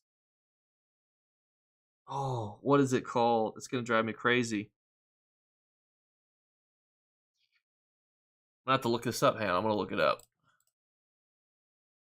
Outer Worlds. Thank you. Oh my god, you just saved me an embarrassing Google search. Spaceballs. Not quite Spaceballs. Um, Outer Worlds. Thank you guys for typing that. Oh my gosh, I couldn't think about it. Outer Worlds is like arguably a fun game with unique choices, but like you play it for like 10 hours and then you're just kind of like this RPG didn't stick with me. It didn't, it didn't do enough to bring me into the world where I was excited about it, you know? And that's where I think that it's hard because you're trying to reinvent the wheel constantly. I got No Man's Sky during a Steam sale. I'm confused how bad it must have been at launch and how it went from there. I mean, I played No Man's Sky. I've only played it since its launch on Xbox, and I will say, since its Xbox release, it's been good. Drew? Are you talking about Outer Worlds, or are you talking about Starfield?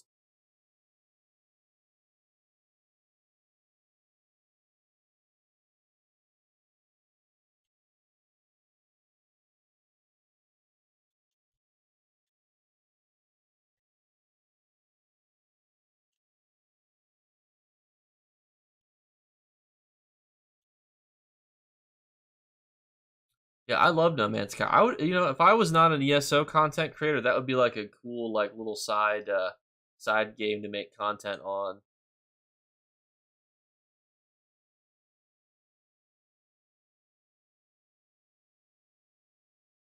I mean, Outer Worlds to me like was a good game. Like it wasn't offensive, it wasn't bad, it wasn't anything. It just didn't do. I just felt like it was missing something.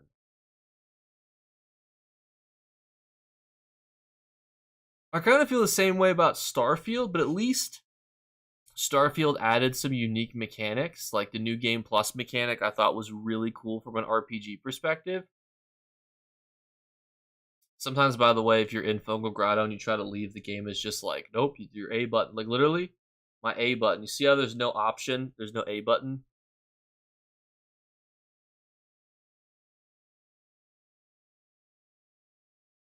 Building ships is great, too. That was another really cool mechanic that they had as well.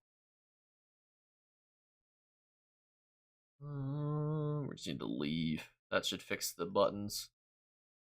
I don't know. Sometimes the dungeons glitch if you run them too fast. But building ships was a very cool mechanic. So Starfield did quite a few things right. It just there are some things that I was just kind of like, you know. When I first got the A button glitch, I literally thought that I was like going crazy. I was like, I don't know what's going on, but I know that I don't like it. Like, your customary invite. Oh, they're already a member of the. Wait, what? I don't know. I don't know if that went that way. But open, open these boxes. Got ourselves a rug. Got the opal pages. Okay. There we go. That's what we just want. Those undaunted keys. Oh, another undaunted key. Another undaunted. Oh my God. We're all. Oh, do you see these? Oh my goodness gracious. Oh my God, what is our luck right now? We're just getting undaunted key after undaunted key. We were on a hot roll. And then our inventory got full. That was incredible. That right there is why you do this, is you get to skip. That was 3 minutes of effort for an undaunted key. I am in Ashes of the Red Mountain.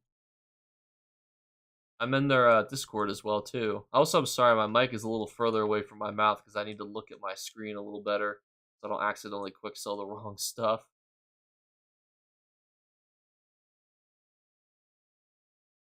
Got a wind chime? Another undaunted key? Okay. More furnishing. I have to check to see about these furnishings. I'm buying that to the sticker book. More. Oh, it knows what I want. I'm gonna have to check these. We're getting quite a few furnishings. I'm gonna have to check to see like how many of those we got. Oh, we got a riding lesson too. Look at these. You get riding lessons as well. Any of these I don't have. Got all these. I'm a follow. Well, thank you. I'm Sith in the Guild. Welcome, Sith. I think I've seen you before as well too.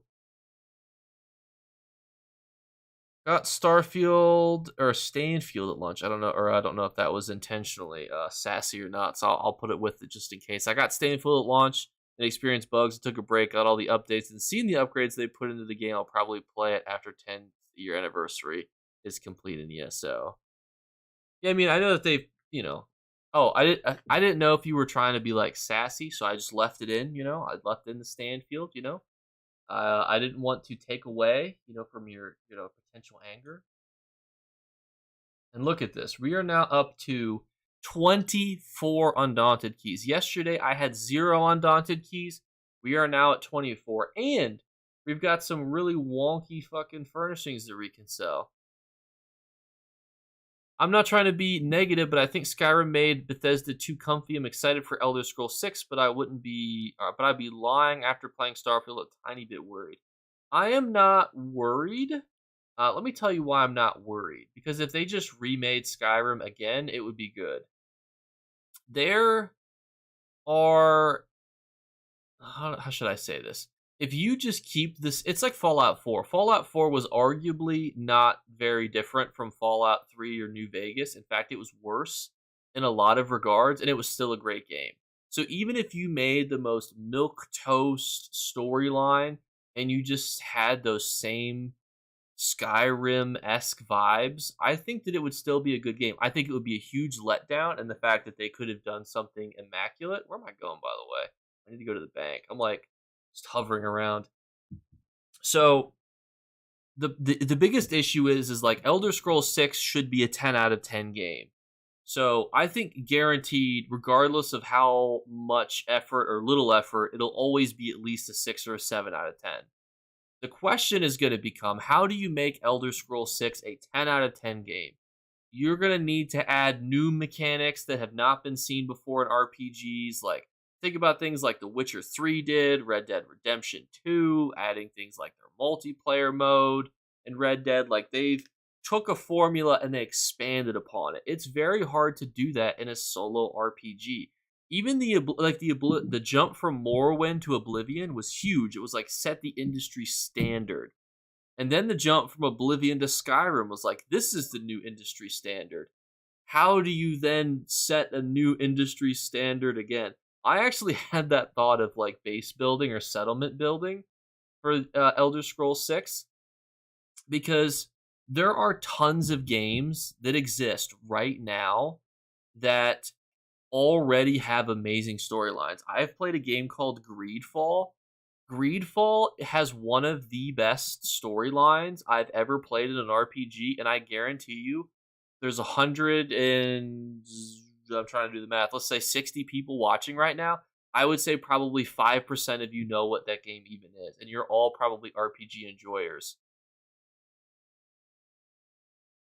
So that's where it just becomes, it becomes tricky, It's only 38,000? That's kind of crazy, honestly. What about this? Ain't no way this is worth 200 thou wow. Hang on. 150 thou wow? What's it worth in Vixen Valor? Is this really worth this much gold? 80,000. Okay, that's bringing us back.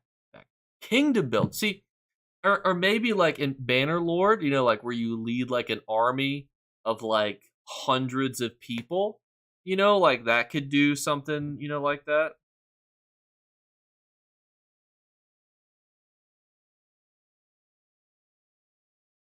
So, Lyra, you asked a question. Do you know? I don't know if you typed that correctly. It also got blocked, ironically, by YouTube. I don't recognize that gamer tag.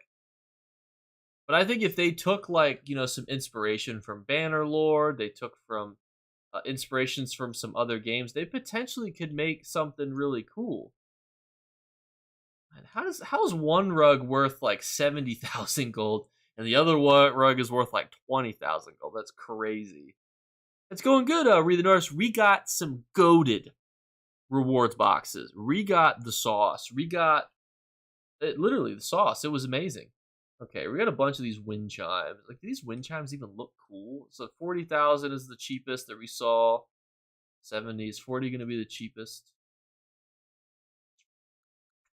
What about this one? Tankard of Victory. 40,000. I actually could see this one being listed higher because it looks kind of cool. Oh, wait, we got this one too. No listings. That's interesting.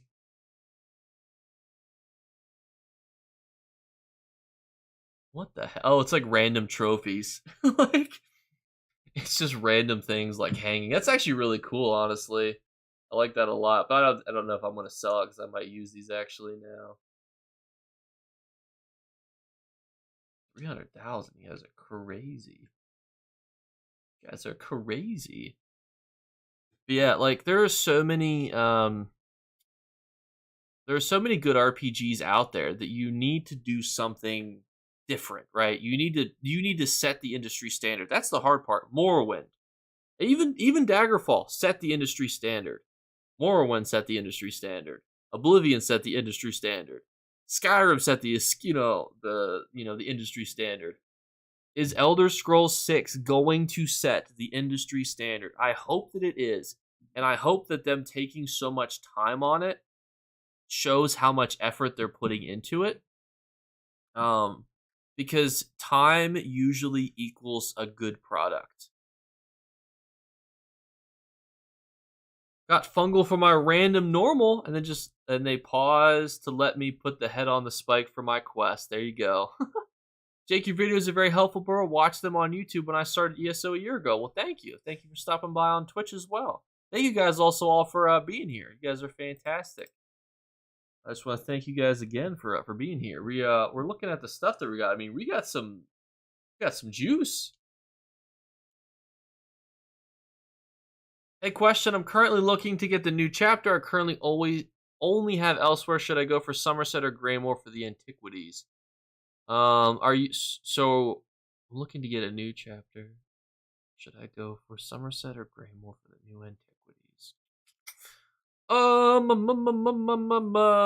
What's better, Somerset or Greymore? I would argue that Somerset is worse mechanically for your character. If you had to pick, and let me know in the chat too, I think arguably Greymore is better because the antiquities will help you more. But if you don't have High Isle, you can't get a lot of the antiquities that are good. Yeah, it's got jewelry crafting, but it's like you have all these things. You have access to mythics, but you can only get certain mythics. That's crazy. So do you only have Elsewhere as the other one? Like, do you don't have like Blackwood jewelry? I lean towards if you don't have High Isle or Blackwood. I forget which one Blackwood came out with. I would say honestly, it's probably better to go jewelry crafting. And Somerset has the better storyline, and it's got the Sigil Order. So you got Sigil Order jewelry crafting on one side, and then you have mythics on the other side. But like mythic, I mean, there are some good mythics though, fellas. Like, but I don't know which ones would be even good that came out with Greymore, because a lot of them came out. Yeah, I would say if it's just we'll do a quick poll between both Twitch and YouTube. Type 1 if Somerset's better. Type 2 if Greymore is better. I'm gonna have to say 1. I'm gonna have to throw a 1 out there. I'm gonna have to go with a 1. I think that arguably Somerset's a better option in this situation. Ooh, that seems a little more split than I thought. We got some 1s and 2s. There's a lot in Somerset. Antiquities are peak, but you gotta think though, like you can only get certain antiquities if you only have access to Elsewhere, High Isle, or not High Isle, excuse me. You would only have access to Elsewhere's and Greymore's, and there's not that many that come from those two zones. Like, I agree with you. If you had access to every antiquity, antiquities would be better. But Sigil Order and jewelry crafting versus like, well, let's look. I wonder if I could see what mythics are there. Let's see what mythics drop from. I don't know if you can see like. Let me Google this. Mythics in Greymore. Mythics in Greymore. Yes, so. I'll pull this up for you guys too whenever I get the page pulled up. Okay, all right. 1 second. So we're gonna switch you guys to this chat. Sorry, my own mic's in my way. Mythics. I need to make this smaller. Yeah, we need to make this smaller. All right. So you would have access to Bloodlord's Embrace, which is okay. Thrashin Stranglers, Snow Treaders, Ring of the Wild Hunt, Malakaz's Band of Brutality, Torque of Tonal Consistency, Pale Order. No, I'm wrong. Pale Order comes out with Markarth. Markarth was given out for free. Do you have the Markarth expansion? You got Markarth for free. This actually is probably important to know. Did you get Markarth when it was given away for free? If not, I mean, literally the only meta ones here are literally Bloodlords for tanking, Ring of the Wild Hunt for overland farming. Malakat's Band of Brutality is used every so often, but like Pale Order is a big one. I mean, that's like the best in slot arena one. It was free. No, I missed that. Unfortunately, yeah, it was free for a little bit. Yeah, if you don't have, I mean, does this change anybody's votes out of curiosity? Is anybody like, ooh, if these are because literally this is the only mythics that you see: Blackwood, Deadlands, High Owl, Necrom, blah blah blah. Like literally these are the only ones that you get. The ones that you see on screen right now, these are the only mythics that you'd be getting from Greymoor. I think that the answer has to be Somerset. Sigic Order line is good, and the jewelry crafting is just going to be more helpful for you. So there was a couple free ones that were given away. It was given away, I think, during a community challenge. It was given away during a community challenge.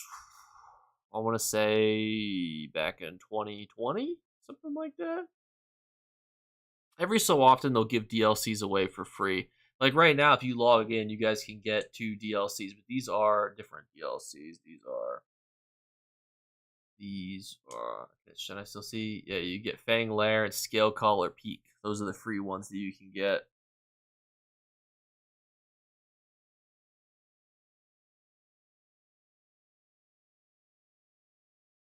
Does this change anybody's opinion out of curiosity? Anybody having second thoughts?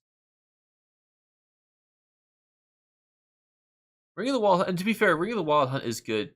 Two was the first DLC I played. It just gave me that Skyrim vibe. That's a good point, Keg. If you are doing it from a vibes perspective, Somerset's got the vibes, We'll get some people turning. Some people are turning to Somerset. I appreciate all the work you put in to get me a solid answer. No problem. I think that these are types of questions that I think that content creators should help to answer, because ESO has a lot of things that go on, right? Well, my friend, he just got the game for the first time. He just got the CP like 110, and I'm very proud of him for getting that high, over a 3-day period from a scratch. But like, it's interesting because he'll say things that I just don't think of. Like, for example, he wants to make his character look cool right away. So he's like, I want to go farm some of these costumes. Like, you can farm like costumes, and it'll tell you where they come from. Where are they in here? Like, he's like, oh, I want to go get the this is an example, antiquarian robes. I gotta go get the Master of the Antiquities achievement. This is an example. This is not a very good looking one, but like, it's an example though where he would be like, I want to go farm this, and it's like, just to me, like, I don't usually think from that perspective.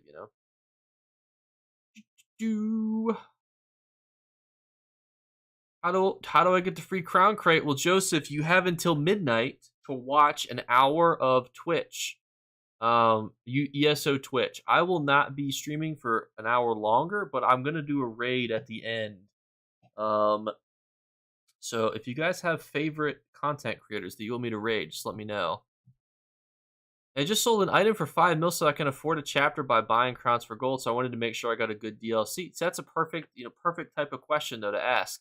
It also helps people think like, if I'm in this situation and they're watching this stream, like, what's better for me? Hi Jake, do you think the Sigic Order line skill is worth it? Is it more PvP or PvE? So it's definitely, there's a lot of best in slot skills for PvP. I'm gonna have to pull it up here because I gotta get the brain juices flowing back again. Hang on, I gotta look at it.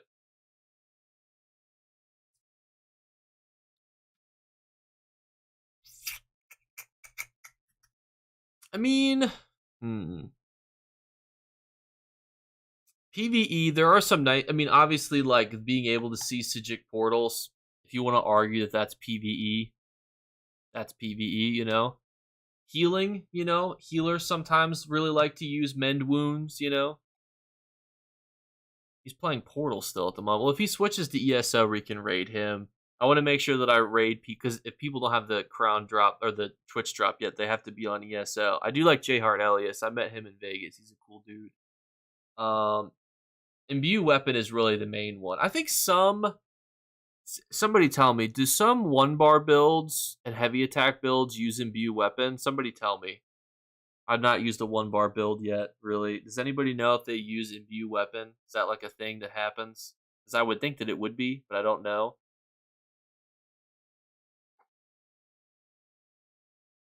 It is nice. So yeah, if you use this tank, like it will actually while slotted, your damage taken is reduced. So literally just by having this, you can gain minor protection.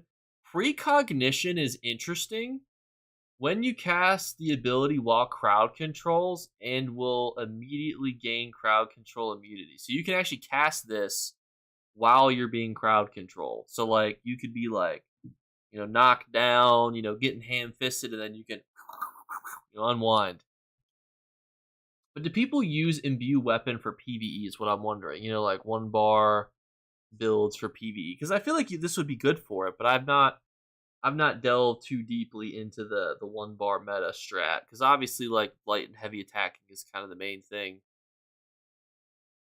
Yeah, accelerate's good too. There's a lot of accelerate morphs that you can do. Granted immunity to snares and immobilizations is helpful. Triples the duration, but adds cast time. Like View weapon is good because you can, convert it to a magicka, apply a status effect. You can also make it apply minor breach. There's so much you can do. You can just mend wounds. I don't have the morphs for that, unfortunately.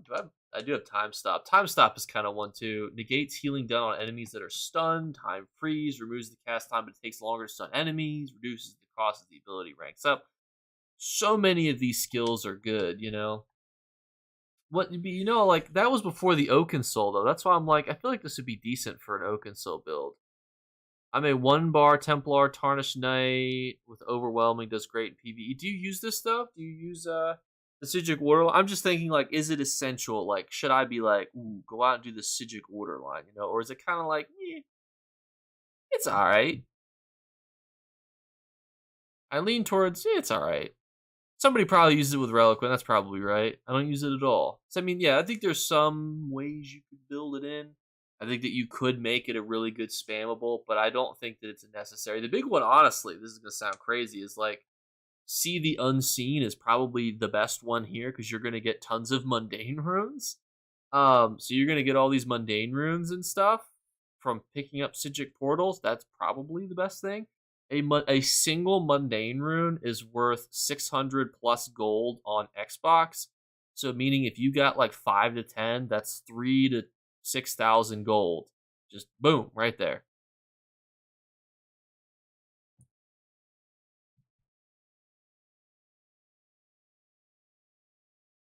Who is going?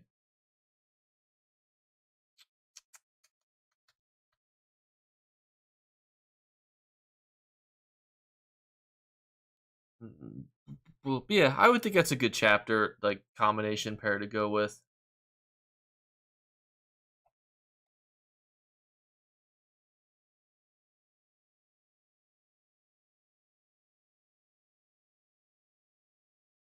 Does anybody have anybody that they're like, man, this guy would really benefit from being rated, just out of curiosity?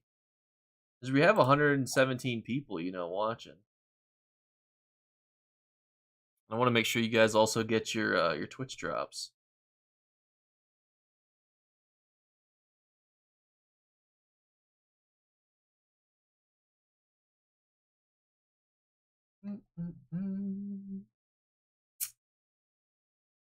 Oh, I know exactly who we're gonna do. We're gonna do another ESO. We're gonna do the person who makes the Elder Scrolls Online price checker. Literally the best individual to go to when you need price checking. I'm just gonna have to make sure I type in their name correctly. It'd be really awkward if I mess it up.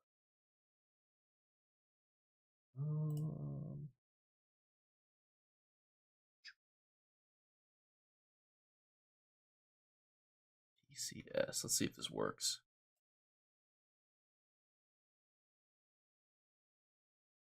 All right. We're gonna be going over. This person literally has made the the chat that is necessary for all people to price check their items. Probably one of the greatest content creators that you could raid with. I can't actually hear what she's saying if she's saying anything.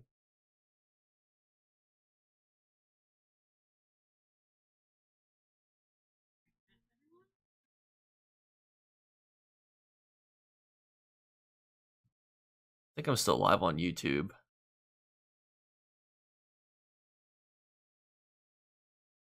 So you guys should be able to hear me.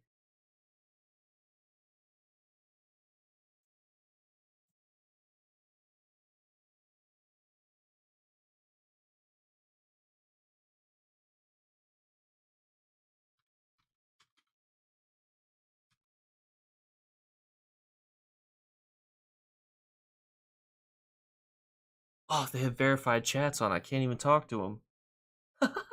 I can't. I don't have this. This account's not verified. Oh my gosh, I can't even talk on my own. I can't. I can't. That's so funny.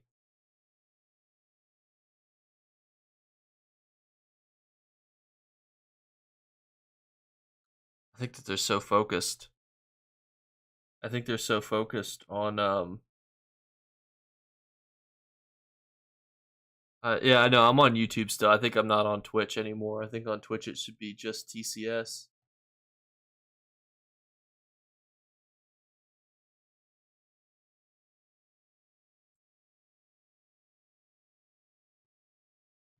Yeah, no, I'm hopefully give them all the support because they deserve it 100%. They're the reason that I can price check items and stuff. So I'm gonna end the stream.